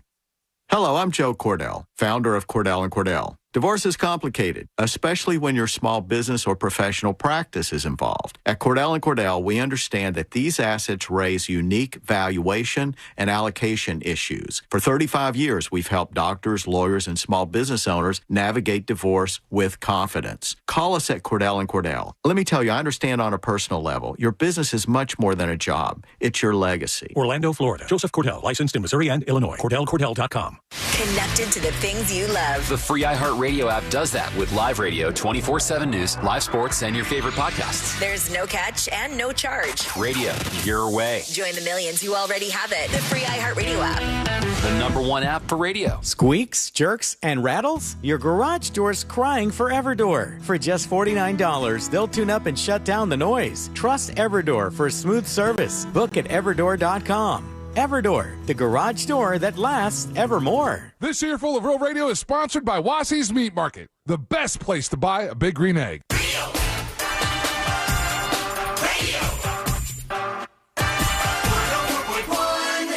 Send him your tips and your deepest, darkest secrets. Email tips at the...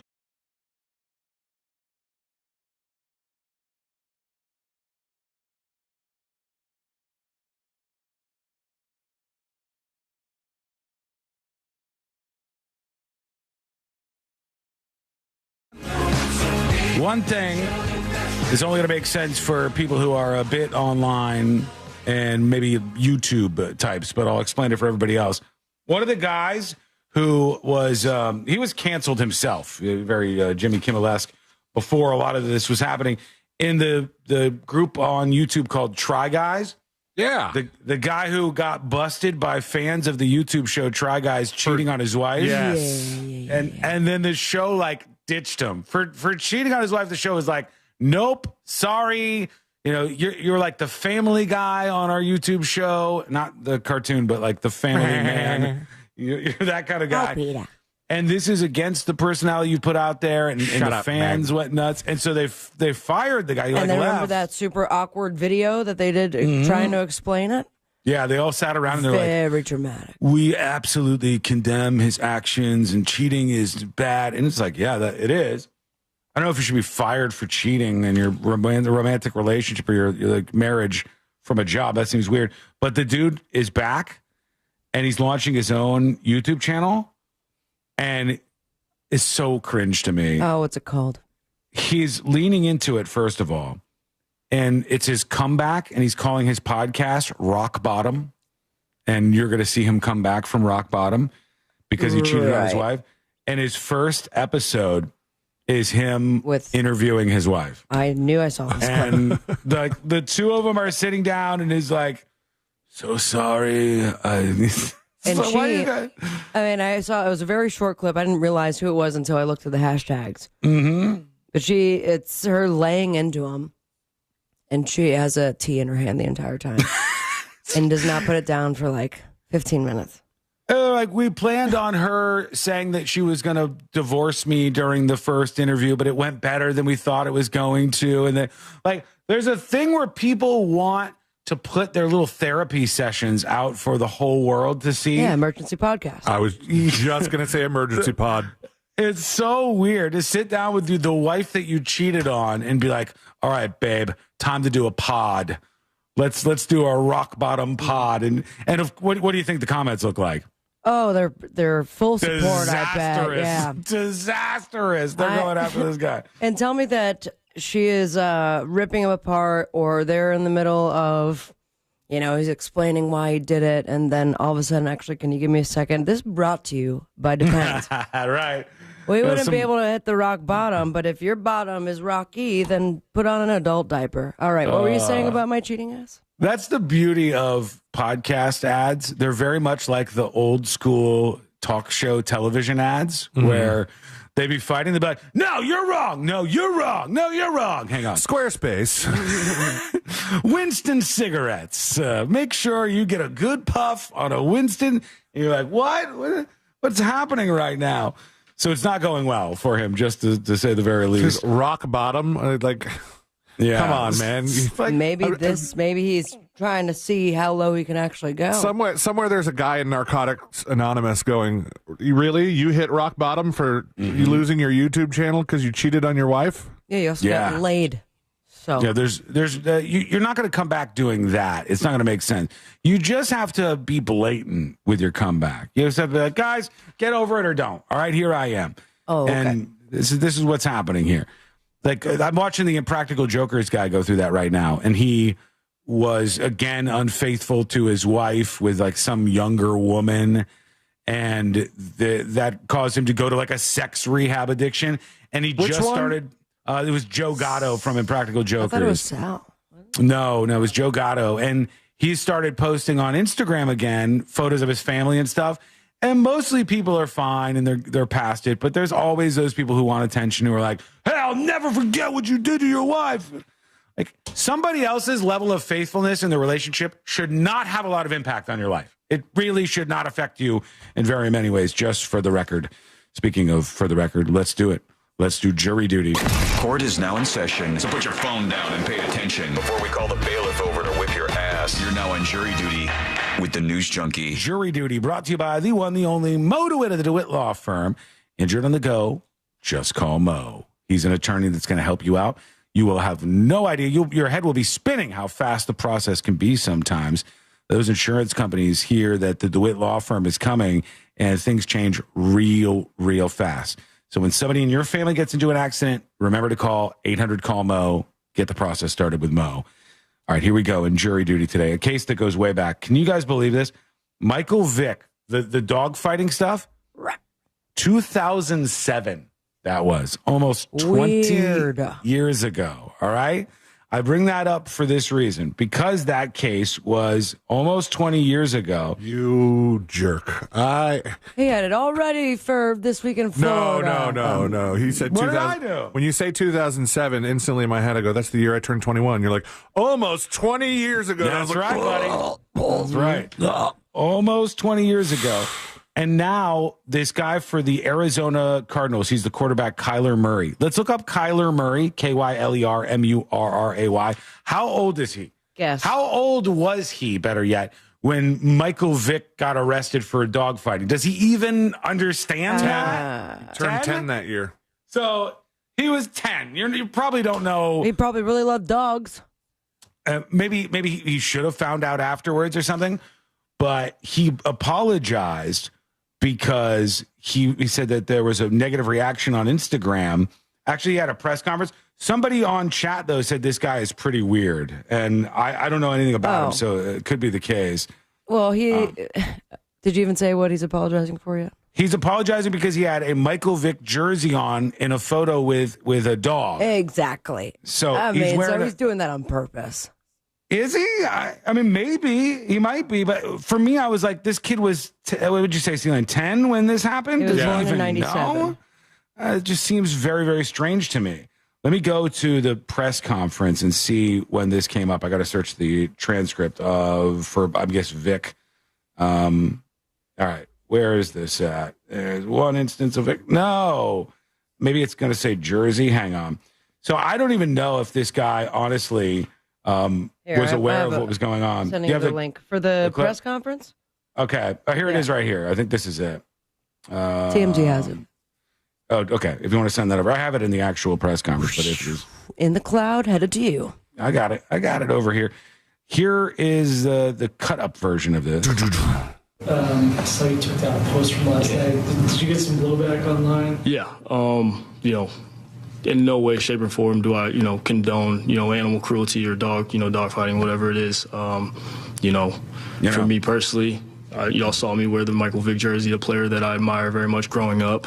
And then, being home with my pup, who, my dog Trunks and Swoosh, they both get treated like kings. So it's not like, I'm in no way, shape, or form am I condoning that. But yes, I saw how it affected people and, decided to take it down.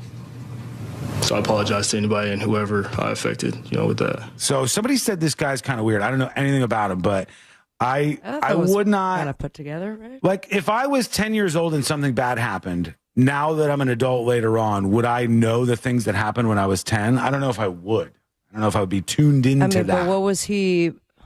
How was he looking up to him? He was already in jail, when he was he was 10 years old when they went to jail. So he's loved him ever since. I guess the argument would have to be like, how do you have Michael Vick as somebody who you're inspired by and you don't know this afterwards? Like, you don't know the Michael Vick story? And is the problem only that he posed with a dog? What if he just had the Michael Vick jersey on? I think the problem is only that he posed with a dog. And that's where I come in and go, the dog doesn't know. The dog is not offended by this. Plus, all the dogs that did survive the ring are dead now. Oh, yeah. Like, if you had gone to a synagogue and wore a shirt that had some sort of Nazi implications, it's going to piss a lot of people off because they know what happened. The dog doesn't know who Michael Vick is. So you're saying there's no one that should have been offended because the dog would be the offended party. I'm not going to tell people they shouldn't be offended. What a stupid idiot would I be for that? All I can tell you is this. I said something on accident to our dog Lady the other day, and Courtney was so offended on her behalf. I made a major mistake. What'd you say? So Courtney was pointing out something. Lady is now 6 years old. Okay. And Lady, the dog, our Cavalier, I love her. She has some little gray hairs. And when Courtney was talking, I made the mistake. I was on my phone. I was only half paying attention to her. And I knew that she was talking about Lady having gray hairs on her heads. And I looked at Lady and I said, you got to dye.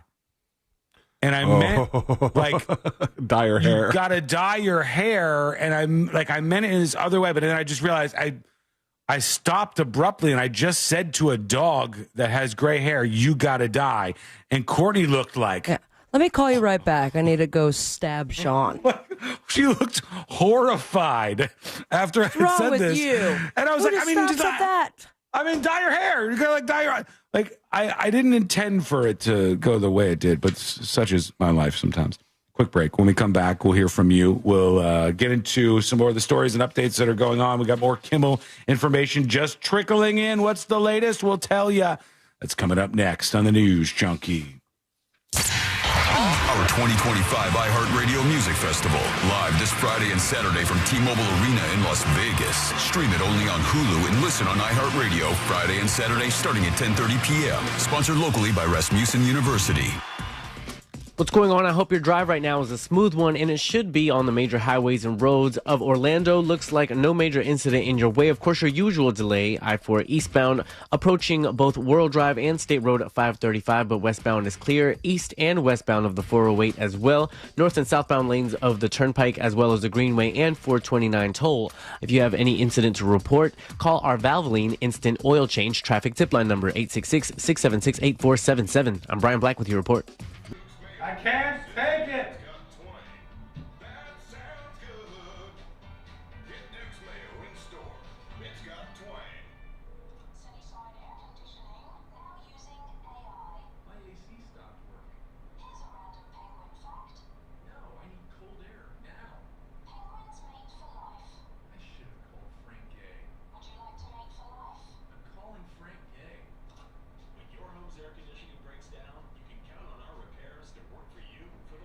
Question for you.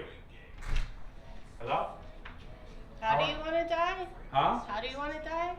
Oh, the person died on the Epic Universe roller coaster. Really? Yeah. They just have a heart attack? What's it called? Stargazers? Stargazers? That one, yeah. Yeah. Somebody died on the roller coaster. They said the roller coaster started and they were moving around and they saw that the person was kind of slumped and they had died on the Epic Universe roller coaster. If you would have asked me what I thought you would have wanted to die doing, what do you think I would have? Partying? Why wouldn't you? That's what I would guess for you. Oh, not me doing that? No, you getting that. What? Do you understand how that might be a little insulting? Well, I thought you were saying that. Okay. Never. Yeah. Get out of Okie here. dokie. All right, see you later. Hey, bye-bye. Bye. Chat, question for you. A piece of information that was revealed in the last 24 hours tells you that Kamala Harris did not want to choose political nerd Tim Walz as her vice presidential pick. Kamala Harris didn't want to choose Tim Walz. She did not want to have him as her VP pick. The information says that she actually wanted to have Pete Buttigieg. But she was told that because she's biracial and Pete Buttigieg is gay, that would have been too much. Too much. And they would have lost, which they did lose anyways. But would anything have been different? Or would it have been better or worse if Kamala Harris would have picked Pete Buttigieg? Would they had a better chance if they would have gone that route? Oh, that would have been a good ticket? I don't think it would have changed much. I think it would have had the same people who were like, this woman is like cackling and kind of can't keep it together. The people who had that mindset wouldn't have been swayed by Pete Buttigieg over Tim Walz. But Tim Walz was a weird pick because he tried to come in and be like the manly man, go out shooting with the reporters, and he ends up shooting one of the reporters on accident. Try to call everybody weird when that just didn't kind of float with what was happening in the zeitgeist. Tim Walz was not great. But would Pete Buttigieg have given Kamala Harris a better chance? I don't think so. Pete's a little more centrist. I was surprised when it wasn't Pete. Rampon Tim screams DEI for Kamala. Hey, I'm going to put you up now. Gotta run to the bathroom. 2 minutes. Mark my words, today Bernie Sanders is going to be the next president. I put a whole dollar on it. I think you're going to lose that dollar. How old would Bernie be in 3 years? Bernie's in his 80s now, isn't he? I mean, he's still with it. You know, nothing against him. He's still sharp. But he would be pretty old. It would put him close to 90, I think, if he was going to serve out a term. Men wouldn't vote for a woman. That's the problem. I don't agree. I think men would vote for a woman. I think the United States would vote for a female president. I don't think the United States would vote for Hillary Clinton or Kamala Harris, even though they both happen to be women. Hillary Clinton is very unlikable. Kamala Harris, like, I'm sure she's okay. I would like to hang out with her, but she was like a weird robot. So I don't think it's that men just won't vote for a woman. I think they just didn't like the candidate. I think if Trump had a vagina, he still would have won the election.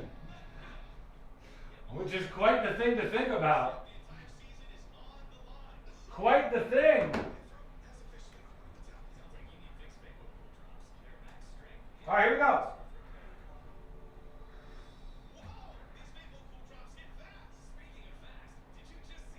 84. Sanders is 84.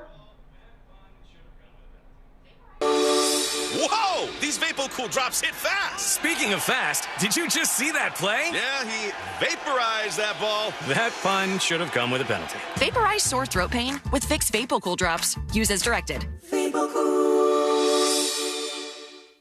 It's a crime to pay more than a dime. One dime down at RC Hill Mitsubishi in DeLand. Just go to rchill.com.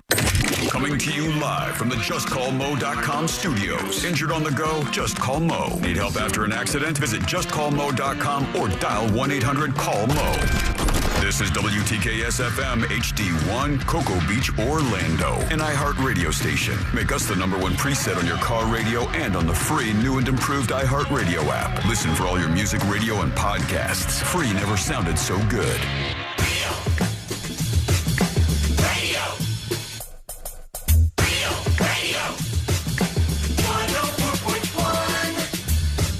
The game of magnets, taking over the world one terrible person at a time.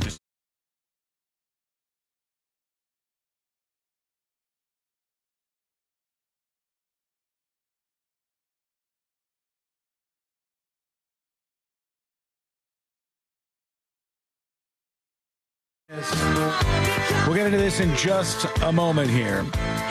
And you can join us on the show. Send us your thoughts. Send us a dispatch over at thenewsjunkie.com right now. One thing that's been frustrating to watch is I've seen pop it up on YouTube Live in the past couple of days, a couple of big voices, one of them being this woman, Candace Owens, popping up and doing these live streams about Charlie Kirk's assassination. And I'll look and I'll be like, damn, there's 250,000 people watching live. And I tune in and she's treating the shooting video like the Zapruder film. And she's got like all of like it's just short of Charlie on It's Always Sunny in Philadelphia trying to connect this conspiracy dot. Right. And doing it on the back of, well, I actually knew Charlie Kirk. He was my friend. And I'm going to investigate this as far as I can. And but I mean, so it was many day after, not even 24 hours after he was shot, had posted something saying the truth is going to be revealed. It was working and owned money or took money from billionaires. I don't know what it was.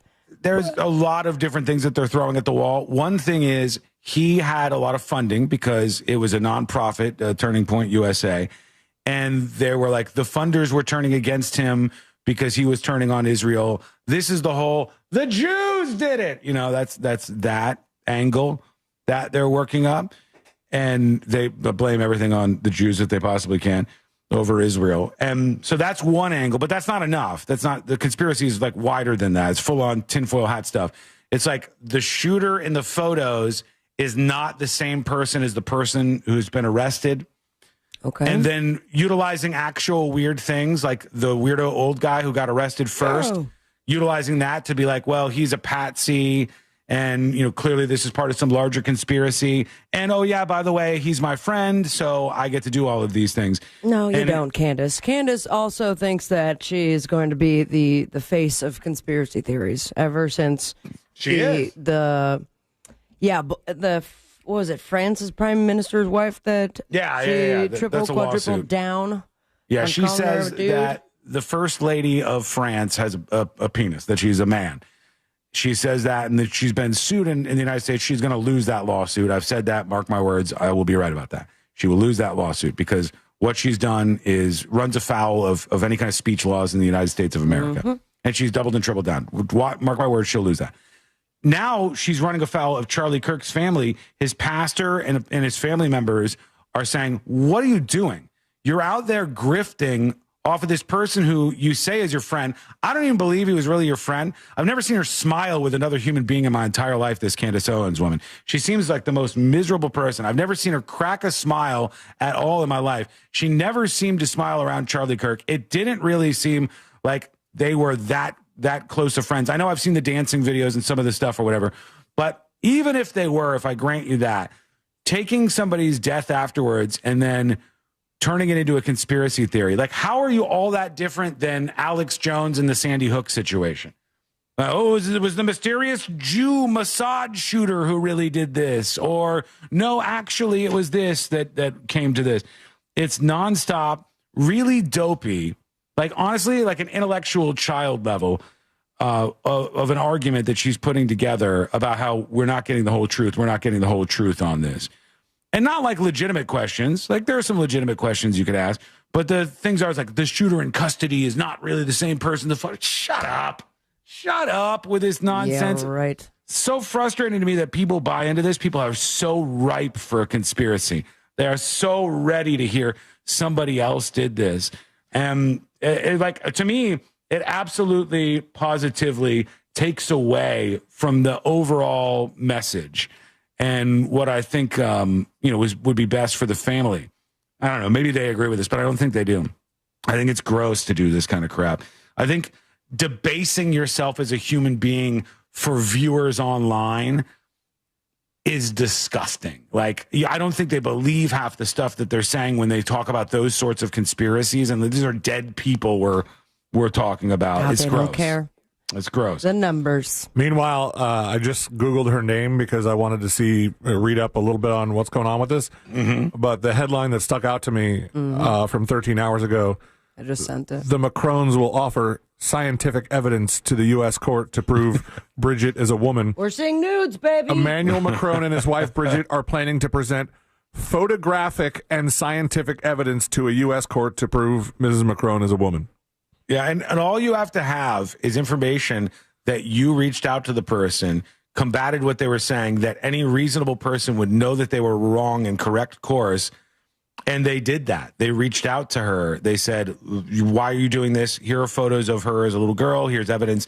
Here's a birth certificate or whatever. They reached out, and she's doubled and tripled down. She's going to lose the case. It won't be Sandy Hook monies, like it won't be billions, but she's going to lose that case. That's why she needs to hawk out. Yeah, more of these conspiracies. Yes. That's why with 250,000 people on a stream where Zapruder filming, actually, here's the truth of the. When we're doing this, we're also hawking merch. That's what's going on. Ooh, That's does what's she have a happening protein here. powder that will make me not gay anymore? Possibly, I don't know. But I guess that's what she's been up to. And she's not the only one.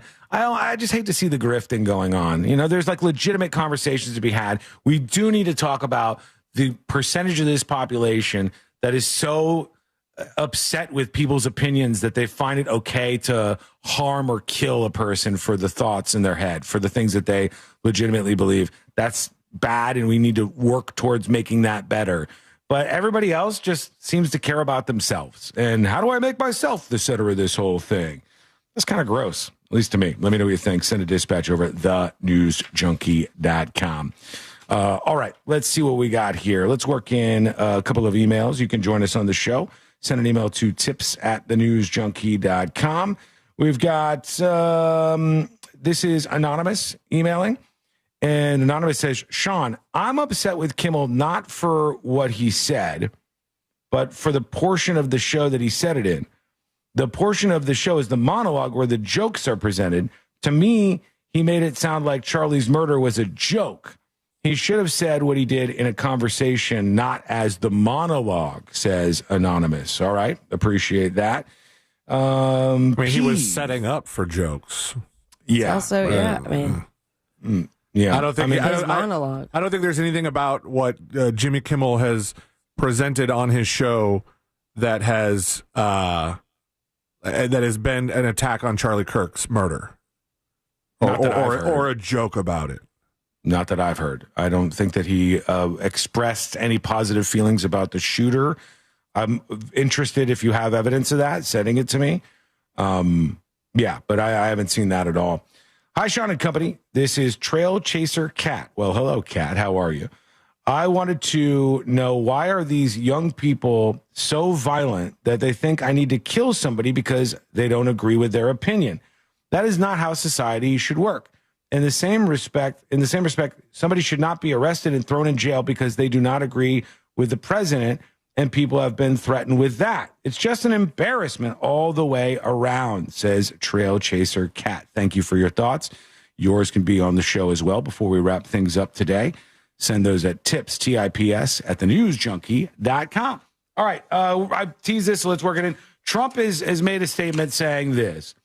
He says, I'm pleased to inform our many USA patriots that I'm designated Antifa, we go to all caps for a bit, a sick, dangerous, radical left disaster.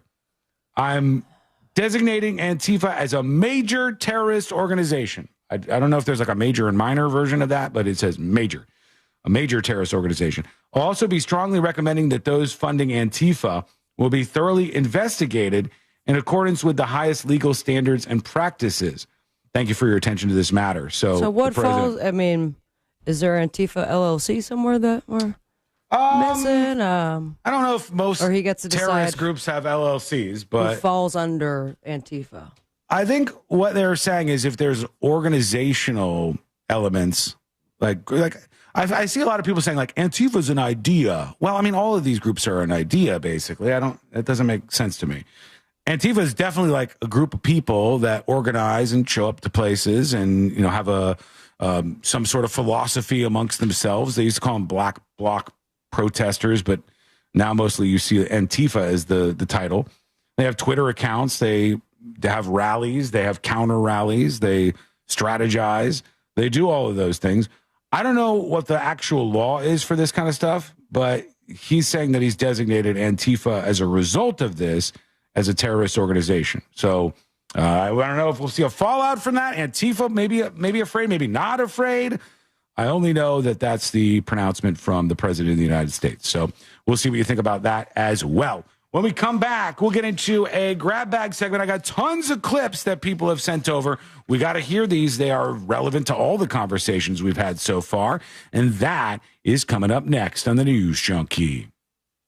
Our 2025 iHeartRadio Music Festival, live this Friday and Saturday from T-Mobile Arena in Las Vegas. Stream it only on Hulu and listen on iHeartRadio Friday and Saturday starting at 10:30 p.m. Sponsored locally by Rasmussen University.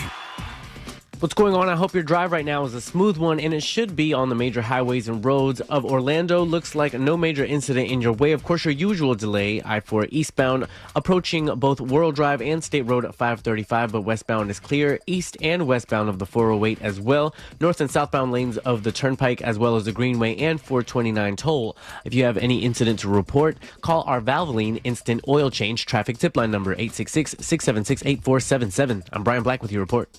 This report is sponsored by Staples. Your local Staples has hot deals and super low prices throughout the store on everything for your business. And right now at Staples, save up to $125 off your print order. Exclusions apply. Visit staples.com/print for details. Ends 11/1. Plus, save even more with the Easy Rewards program at Staples. Take a look around your neighborhood, friends, and notice how many of your neighbors have solar panels up on the roof. They are saving money, and you could be next. They're realizing that it's not only saving money, you get the freedom and peace of mind knowing that their homes are covered in the event of an outage and powered by clean energy from the sun. And if you think you could be part of that club, the company to call is most definitely Solar Installers of Florida. They've been helping homeowners go solar for 17 years. You might be surprised at how affordable it can be. They'll help you out with financing options and combine that with the current tax credits. You'll be saving money right away and keep saving year after year. Plus, their team maintains quality by handling the install, the engineering, the permitting, all done in-house.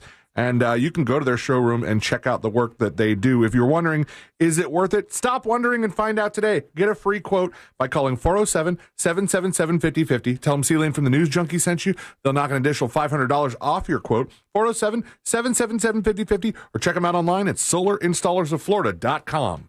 This earful of real radio is brought to you by JustCallMo.com. Injured on the go? JustCallMo.com. The ultimate celebration of music Our 2025 iHeartRadio Music Festival, presented by Capital One, is happening tomorrow and Saturday. live in Las Vegas at T-Mobile Arena. 16 artists, 2 nights, 1 stage. Streaming live only on Hulu. And listen live on the free iHeartRadio app. Tomorrow and Saturday, starting at 10:30. Capital One is the proud presenting partner of iHeartRadio Music Festival, bringing great products, rewards, and services to its customers. What's in your wallet? Look, your body's unique, so why settle for a one-size-fits-all wellness plan? That's where Viome comes in. Viome uses advanced science to analyze your gut biome with a simple at-home test, so you know exactly what foods and supplements are right for you, all based on real data from your own body.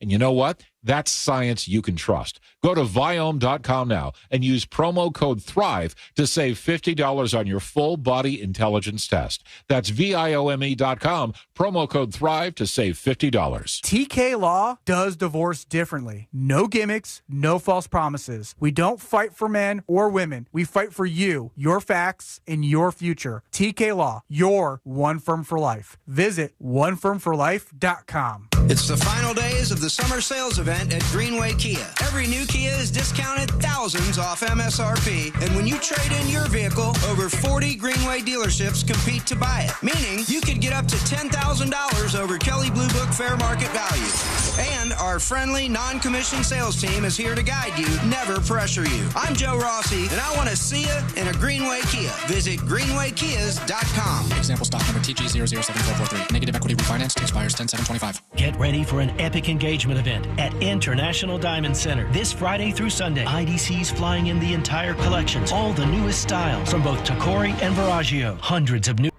Hey folks, how are you? Welcome to School Mike. Well, behind the scenes of the show. I see actor Rainn Wilson, aka Dwight Schrute from The Office. He's piping in. He says he was recently at an event with a bunch of his friends, and they were all celebrating the death of Charlie Kirk, and he did not like that. He's been kind of, I don't know, I wouldn't say like meandering to the right, but he's been kind of like rejecting a lot of the extremism on the left. Rainn Wilson seems to have been doing. Trump responds to the Kimmel situation. The President of the United States says on Air Force One, when you have a network and you have evening shows and all they do is hit Trump, that's all they do. If you go back, I guess they haven't had a conservative one in years or something. When you go back and take a look, all they do is hit Trump. They're licensed, they're not allowed to do that, says Trump of the network.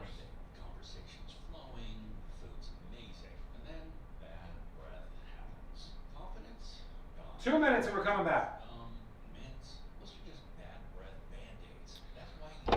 Mr. Predicto, is Jimmy Kimmel ever coming back to his television show? Let us know.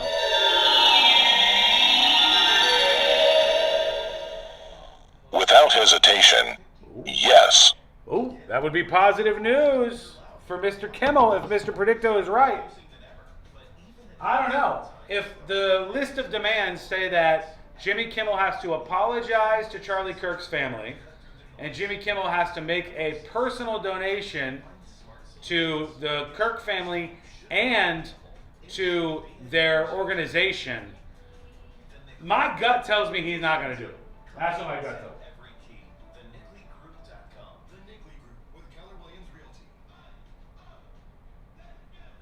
90 seconds.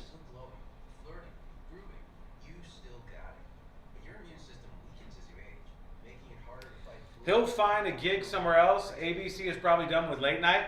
If ABC is done with late night and CBS is done with late night, NBC, you have to ask yourself a question.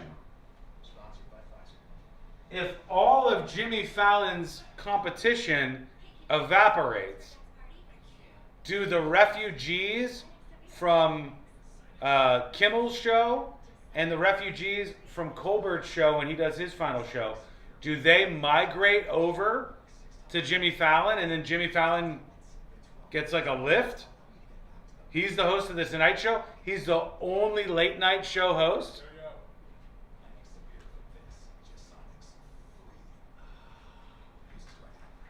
Hello? Have you seen this Bill O'Reilly clip on the Kimmel situation? No. Is there something I can play? Send it to me because I'm playing stuff when we come back.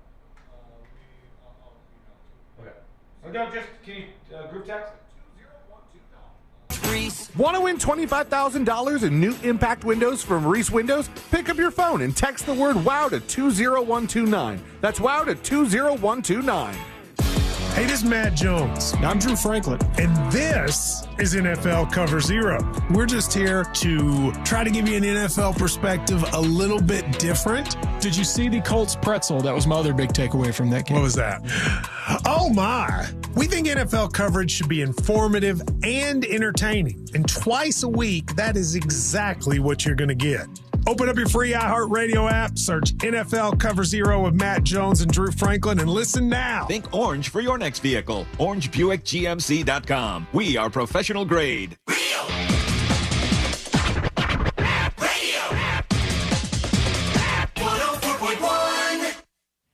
He won't hesitate to call you out when you're being a little asky. This is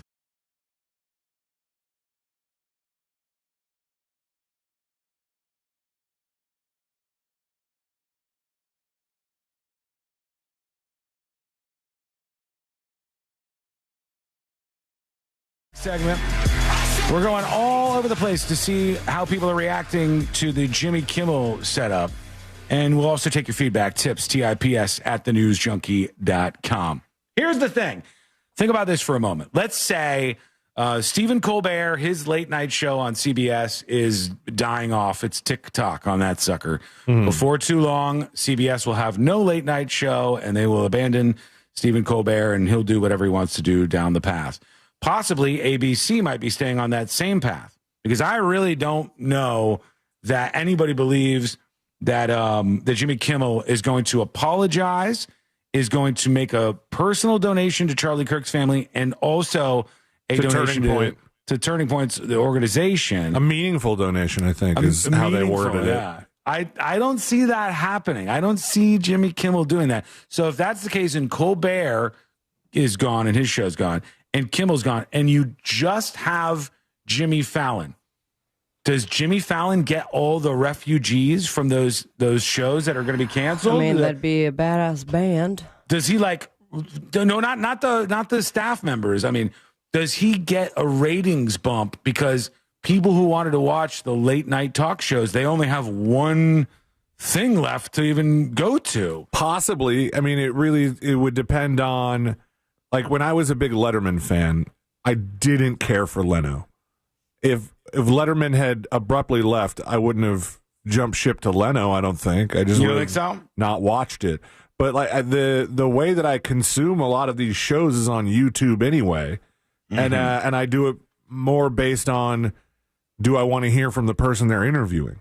Right. I mean, I have Fallon set to DVR, but I haven't watched it in ages. I just had it so that it was available if I wanted to throw something on while I was doing other stuff. But think about the real world implications here. Like, they had to compete with all these other late night shows booking the celebrities and the guests. Oh, he'll have the guests now. I'm sure the streaming services, at least one of them's going to take a crack at it. I would be interested in somebody like Netflix saying, we want a show each night, and we want to fund that. They got money. They could do it. I mean, they're already kind of trying stuff out with live programming with John Mulaney. And they had the chef dude that was doing live Ramsey? stuff. No, not Ramsey. One of the other guys had a show that he was doing where he was like cooking and sort of interviewing at the same time. Yeah. But it wouldn't be crazy to think that could be an option for them. I just think there's not enough people that want to watch that kind of programming anymore. I think people are over those types of shows and all the political banter and the monologue and stuff. But if they were over the political banter, don't you think they could find somebody on the other side to take over the show? Like, they're not continuing the Late Show. It's dead. No, I think people are. What do you mean the other side? Like other side politically? Yeah. I don't think people want the politics on those shows. I think that most people want to watch that for a fun, good time, and they want to see the celebrities and see some fun bits and stuff. I think a lot of people don't want politics injected in that. And that's just what it became. Like all of them became the same thing, same take, same opinion across the board. I think that turns some people off. I feel like it's just such a small part of the show. Like, The monologues?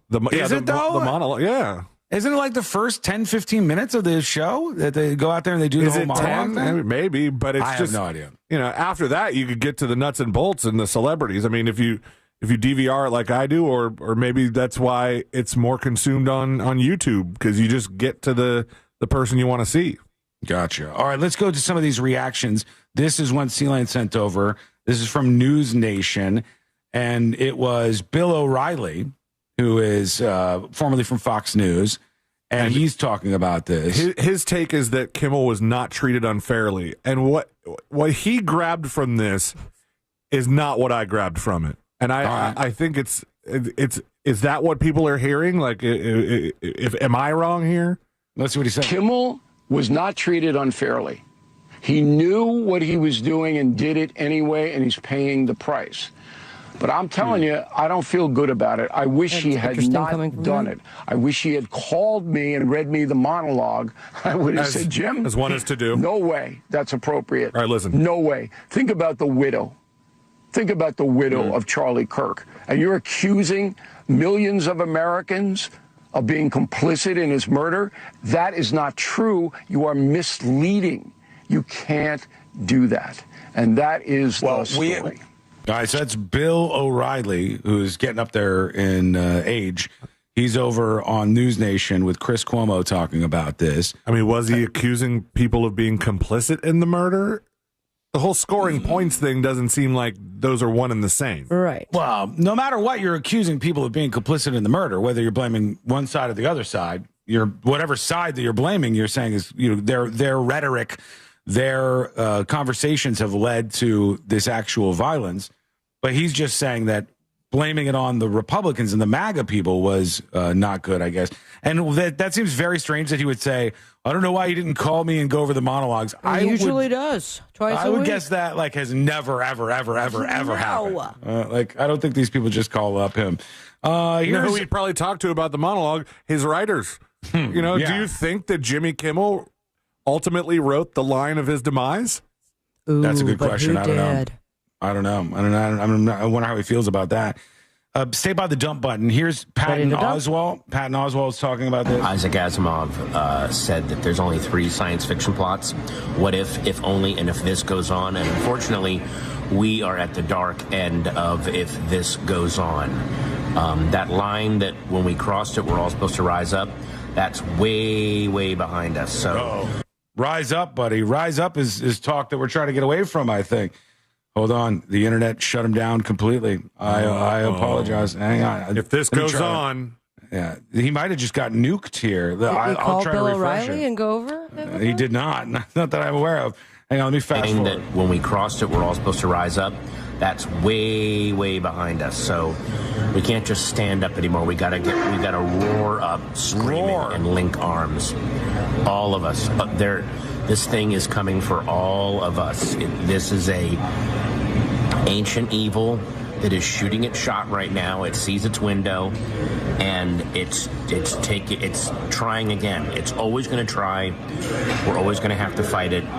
This is our time to fight it. Isn't this like the same thing though? Like, hey, there's an evil coming up. We have to rise up. We have to this seems like all of the same stuff, right? Vicious cycle. We're going to take the lines that other people have used, but he's going to say it. No, it seems. Call Bill. It seems to me that when you start talking about all these things, that's the problem that people were bringing up. Like all the rhetoric about rising up and getting violent, and that's at least what you would pull from that. If you're rising up against some sort of evil, I don't know. That's the way I take it. Maybe you don't. Let us know. Send us a dispatch over at thenewsjunkie.com right now. It just seems like more of the same to me. When we come back, we will have you and your comments to wrap things up, plus the final dispatches, stories that didn't make the cut. And today I learned to wrap everything up for a Thursday. That is coming up next on the News Junkie. our 2025 iHeartRadio Music Festival. Live this Friday and Saturday from T-Mobile Arena in Las Vegas. Stream it only on Hulu and listen on iHeartRadio Friday and Saturday starting at 10:30 p.m. Sponsored locally by Rasmussen University. This weather report is brought to you by Mills Air. Hey everybody, Fox 35 Storm Team meteorologist Laurel Blanchard here with your Thursday night forecast. Partly cloudy skies through the rest of the overnight tonight, and as you're headed out the door tomorrow morning for that morning commute, temperatures starting off throughout the mid-70s. Quickly warming up into the upper 80s. Couple of spotty showers tomorrow afternoon. Enjoy the sunshine while we have it, because especially back half of the weekend, we're seeing those rain chances on the rise as temperatures linger throughout the upper 80s. Okay, folks, thanks for hanging out today. Appreciate you. Excuse me? Hang on. Now's the time you rate the show. Rate the show. 10 out of 10 is a real winner. 1 out of 10 is a real loser. Rate the show. Bill O'Reilly looking a little rough, though. Just being real with you. Bill O'Reilly looking a little long in the tooth.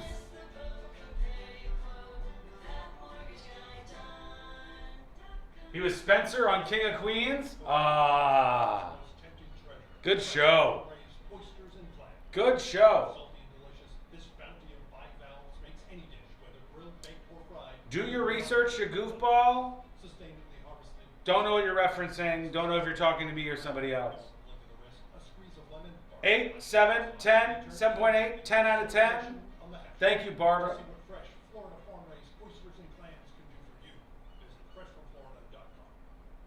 AD thinks this is ruining football season. 7 for getting the Candace take wrong. I didn't get that wrong at all. I saw her stream yesterday and today. She's doing a rundown of all these things she thinks are inconsistencies. She's creating a conspiracy, opening the window for a conspiracy that the person in custody is not the actual shooter in the Charlie Kirk case. She's opening the window to perhaps this was because of things that he said about Israel recently with some of his larger funding people, the people who were donating to his organization. It's disgusting. I just think you're wrong. Sorry. All right. I'll be back. I got to get today learned.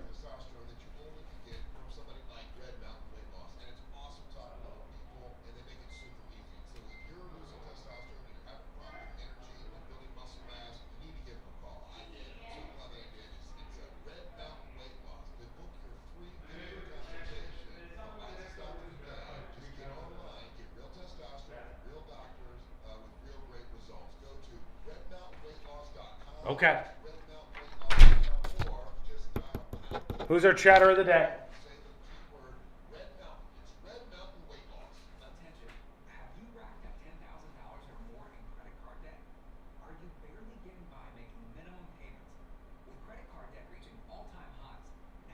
If this was Al Sharpton instead of Charlie Kirk, we'd be having a whole different conversation.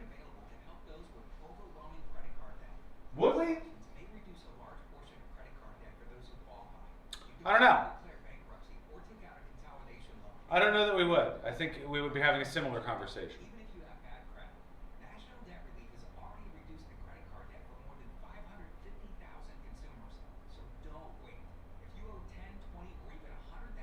Candace Owens, Eddie for chatter of the day.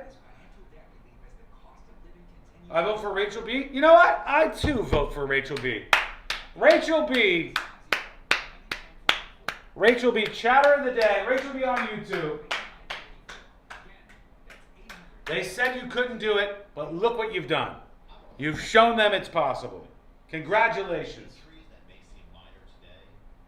Rachel, the best of the best.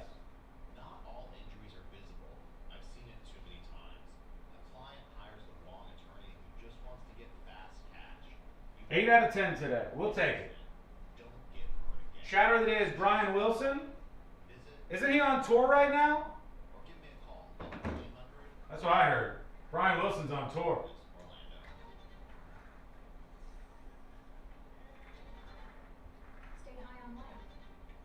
Godspeed, everybody.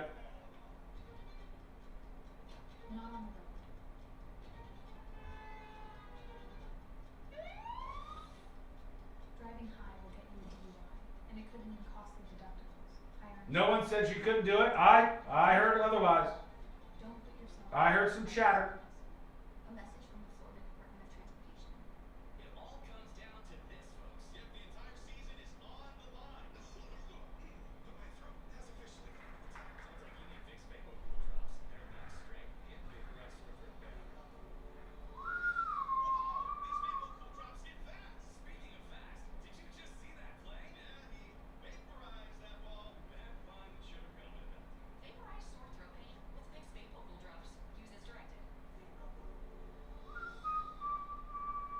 People just know you could save money on car insurance by checking Allstate first.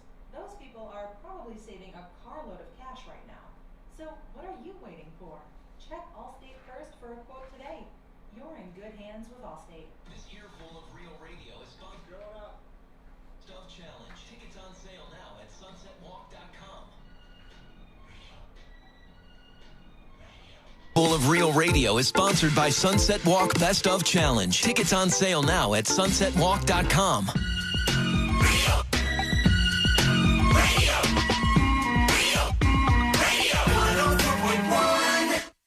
They're best friends, unless they're fighting.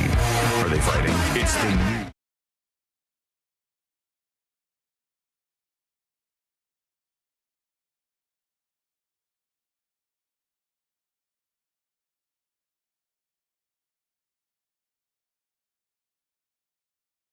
Stories that didn't make the cut. And today I learned to wrap everything up for a Thursday. And we'll see if we work in your last comment here over at thenewsjunkie.com on the way out. I want to say a very, very fond sorry to the person who really got screwed in all this. All right. The person who really got screwed in all this Jimmy Kimmel kerfuffle stuff and everything that everybody's talking about today. I know what you're going to say.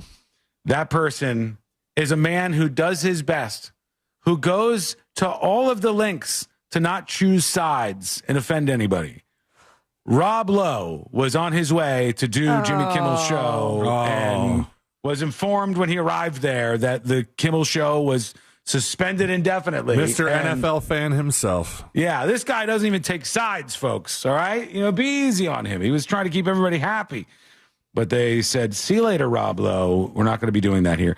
Also, with the Grace Van Patten star of The Twisted Tale of Amanda Knox was going to be there. And they said, turn around, get on out of here. Jimmy Kimmel ain't doing his show no mo. Rob Lowe almost died, too. Did he? Not on the way there, but at Patrick Schwarzenegger's wedding in a freak accident. This guy's just not having a good couple days. Somebody shot him? No, freak accident. Oh. I don't think shooting anymore. That'd be a freak purpose. Yeah, I haven't heard that. All right. Okay, well, this... I don't know. I can't continue without supporting New York Post. That happens. I see. Pop-ups, autoplays. It's the beauty of experiencing the World Wide Web in 2025. All right, let's see what we got. Here's CNN talking about some of this, the coverage of the Jimmy Kimmel fallout. This is so serious, Aaron.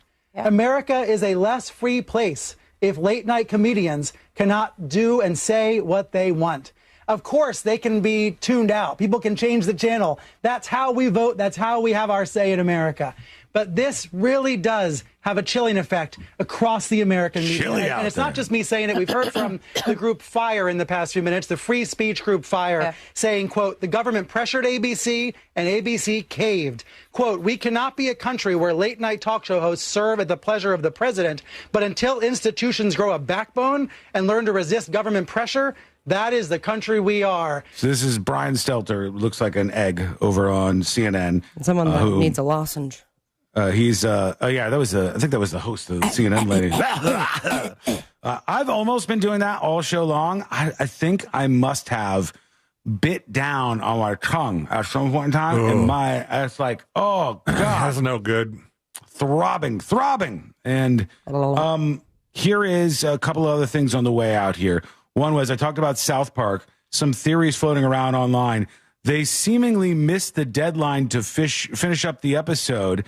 I don't buy it. A lot of people saying the abrupt cancellation of the South Park episode was not really because they weren't finished with it. They've only done it one other time in the show's history. Where they haven't made deadline? Mm-hmm. Yeah. I don't even know why they have a deadline anymore. Why not just like when they're done, they're done? put them out there. But they still keep themselves on that sort of fairly rigid deadline, I guess. Well, because it technically airs on Wednesday.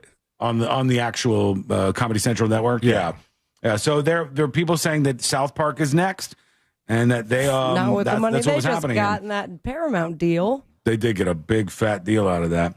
Who else? We got Eric Swalwell, which no fan of the president. Let's see what he says. This is coming at it from another angle. This is the left here. Congressman, I see you are wearing a hat. What does that hat say? Bro, that's cheeseball. He's wearing a Jimmy Kimmel hat on the show. You're damn right I am, John. I was a guest on the Jimmy Kimmel show. He and all I got was this hat. Has a right to come into any house that wants to watch and entertain Americans, just as Greg Gutfeld on Fox has a right to be not funny and go on his network and entertain Americans. It's a part of who we are, John, and frankly, it should shake every American that the President of the United States is out there firing comedians who make fun of him. That is not who we are, and every American should care. He said it like the president fired him directly. Like he pointed the finger, bam, and then his firing took place. He is. What but about the other two total losers? He's not only for doing his truth. I just saw What, the latest news? No, somebody quoted Trump on Air Force One, and they had asked him a little bit about this, and he's like, well, let me get that quote just so we know. The president on Air Force One says, when you have a network and you have evening shows and all they do is hit Trump, that's all they do. If you go back, I guess they haven't had a conservative on in years or something. When you go back and take a look, all they do is hit Trump. They're licensed. They're not allowed to do that, right? That was his comment on Air Force One. I go, okay, that was how he weighed on that. When he wrapped up his comments to the reporters, he said, fly safely. You know why I say that? Because I'm on the flight. Otherwise, I wouldn't care. Okay. Righty. Jesus Christ. First of all, the first thing he said was wrong. They're not allowed to do that. Of course they're allowed to do that. I think he might Not in Trump's be America. thinking about the fairness doctrine and that sort of stuff, but nobody seems to know how that actually works because that's isn't not. that during? It's just not how it works. The fairness doctrine is you have to give opportunities to during campaigns and during election cycles to people who are running for office. And if you don't, and if you won't, then they can go after you and you have to make time available for them. They did that when Kamala was on SNL. Was that what it was? When Kamala was on Saturday Night Live, they did that exact thing. And you can do that during election cycles. I don't know that it is true all of the time. And I don't know if that's what he's referring to, but that's sort of what it seemed like. Now, have a safe flight because I'm on it. The other people jumping in on this as we wrap everything up today. Roseanne Barr says, yeah, imagine an administration putting pressure on a television channel to fire a comedian they didn't like. So she's jumping in. She got fired from her show. The bitch was white. Over that whole kerfuffle. People saying to her in the comments that I guess when she got fired, Trump was in office at that time. So it doesn't add up what she's saying. It wasn't politically charged. It was just her saying stuff. I forget what even she said. It was racism. It was supposed to be that she was being racist. Did somebody look like a monkey or something? Yeah, which is why she said I thought the bitch was white. And then the guy from Barstool Sports says, he got pummeled by his own employees for this, 15 million views. With Kimmel getting canned, I'm seeing lots of people talking about the hypocrisy of cancel culture. To me, cancel culture is when people go out of their way to dig up old tweets, videos, etc., looking for dirt on somebody they don't like in an effort to get them fired. Like if Kimmel got canceled for S he did on The Man Show, that would be cancel culture. But when a person says something that a ton of people find offensive, rude, dumb in real time, and then that person is punished for it, that's not cancel culture. That's consequences for your actions. And some people disagreeing, saying things like that they're both cancel culture. Yeah. Both of them. Like, there's no real solid definition for some of this stuff. But for me, it's like it's opinion policing. That's what it is to me. It's if you have an opinion that they then deem is like offensive for whatever reason, then you shouldn't have your job because of it. That to me is like going after that person, the mob online or elsewhere, going after that person. That to me is what I've always thought of cancel culture as. But there we go. Did you see the picture I sent the chat? No. This is Jimmy Kimmel Live studio in California. So quick. Spirit Halloween banner across the window where his logo used to be. And Spirit Halloween does act fast. They do act fast, but I don't know if that's what's going to become of the show. Will he apologize? Will he donate money to Charlie Kirk's family? I don't know. We're going to find out together. That's how the world works, and we'll see what happens on the show tomorrow. On the way out, do we have time for a dispatch or no? Quick one. We do. One real quick. One. These are the final dispatches, but Sean will probably only play one. Let's see what we got. We got people joining us on the way out. Let me refresh. Here is Square Slinger. Hey, News Junkies. Hey. I was curious, Sean, what do you think will be the next target, if it is such a thing? Would it be John Oliver? John Oliver's pretty critical of Trump a lot of times, although his show is not quite the same format as the others. He's not on broadcast. Seems like he is a good target for that. I don't hope not to see that because I love his show, but anyway. Just curious what your thoughts were. See ya. Thank you. Appreciate it. I don't think he would be a target, but what do I know? Do you think this would have happened if if Sinclair wasn't trying to broker this deal and needed to play nice with the FCC? Because it's not like the FCC sanctioned anybody or made any administrative action. It was just the chairman spoke ill of Kimmel. Sinclair needs the chairman to like them, so they go, oh, you know what, we're going to pull him off. I mean, it's all a stunt, but you're saying like, oh, because what's his nuts, Oliver's not on broadcast, but I wonder if we would be having this discussion today if Sinclair wasn't trying to push that deal through. True. That's a fair question. I have no idea. I mean, we wouldn't know. It seems to me that pressure is what led to ABC having those meetings.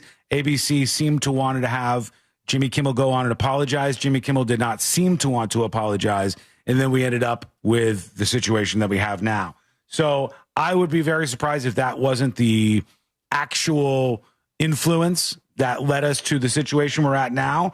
But I don't know. I can't read these people's minds, unfortunately. But I can say this. Let's get the hell out of here. Let's do Today I Learned. The following information may make you feel smarter, but will not actually increase your IQ. So don't get cocky. Now it's time for what we call Today I Learned. All right. It is Today I Learned for a Thursday, September 19th, 2025. Today I Learned for decades, Target avoided background music. They did not want background music in their stores. They thought it was a distraction from shopping. In 2011, they said, let's try it out in one store in Minnetonka, Minnesota. They received positive feedback from shoppers and staff. And in 2017... Target said, put the music on, baby, including all of the artists you might think. This one amongst them. Taylor Swift, Justin Bieber, Justin Timberlake, Stevie Wonder, all in their rotation now. And they say the shopper experience is better with music. And finally, today I learned this band right here. Paramore. Paramore is correct. Hayley Williams, lead singer of Paramore, started this band when she was just 14 years old. Her parents had just divorced, and she wanted to have some fun with friends, and then said, I'm going to start a band called Paramore. Made a couple bucks off it, too. Thank you so much for hanging out with us. We do appreciate it. We'll be back tomorrow, same time, same place. Mr. Show, get the podcast on the website.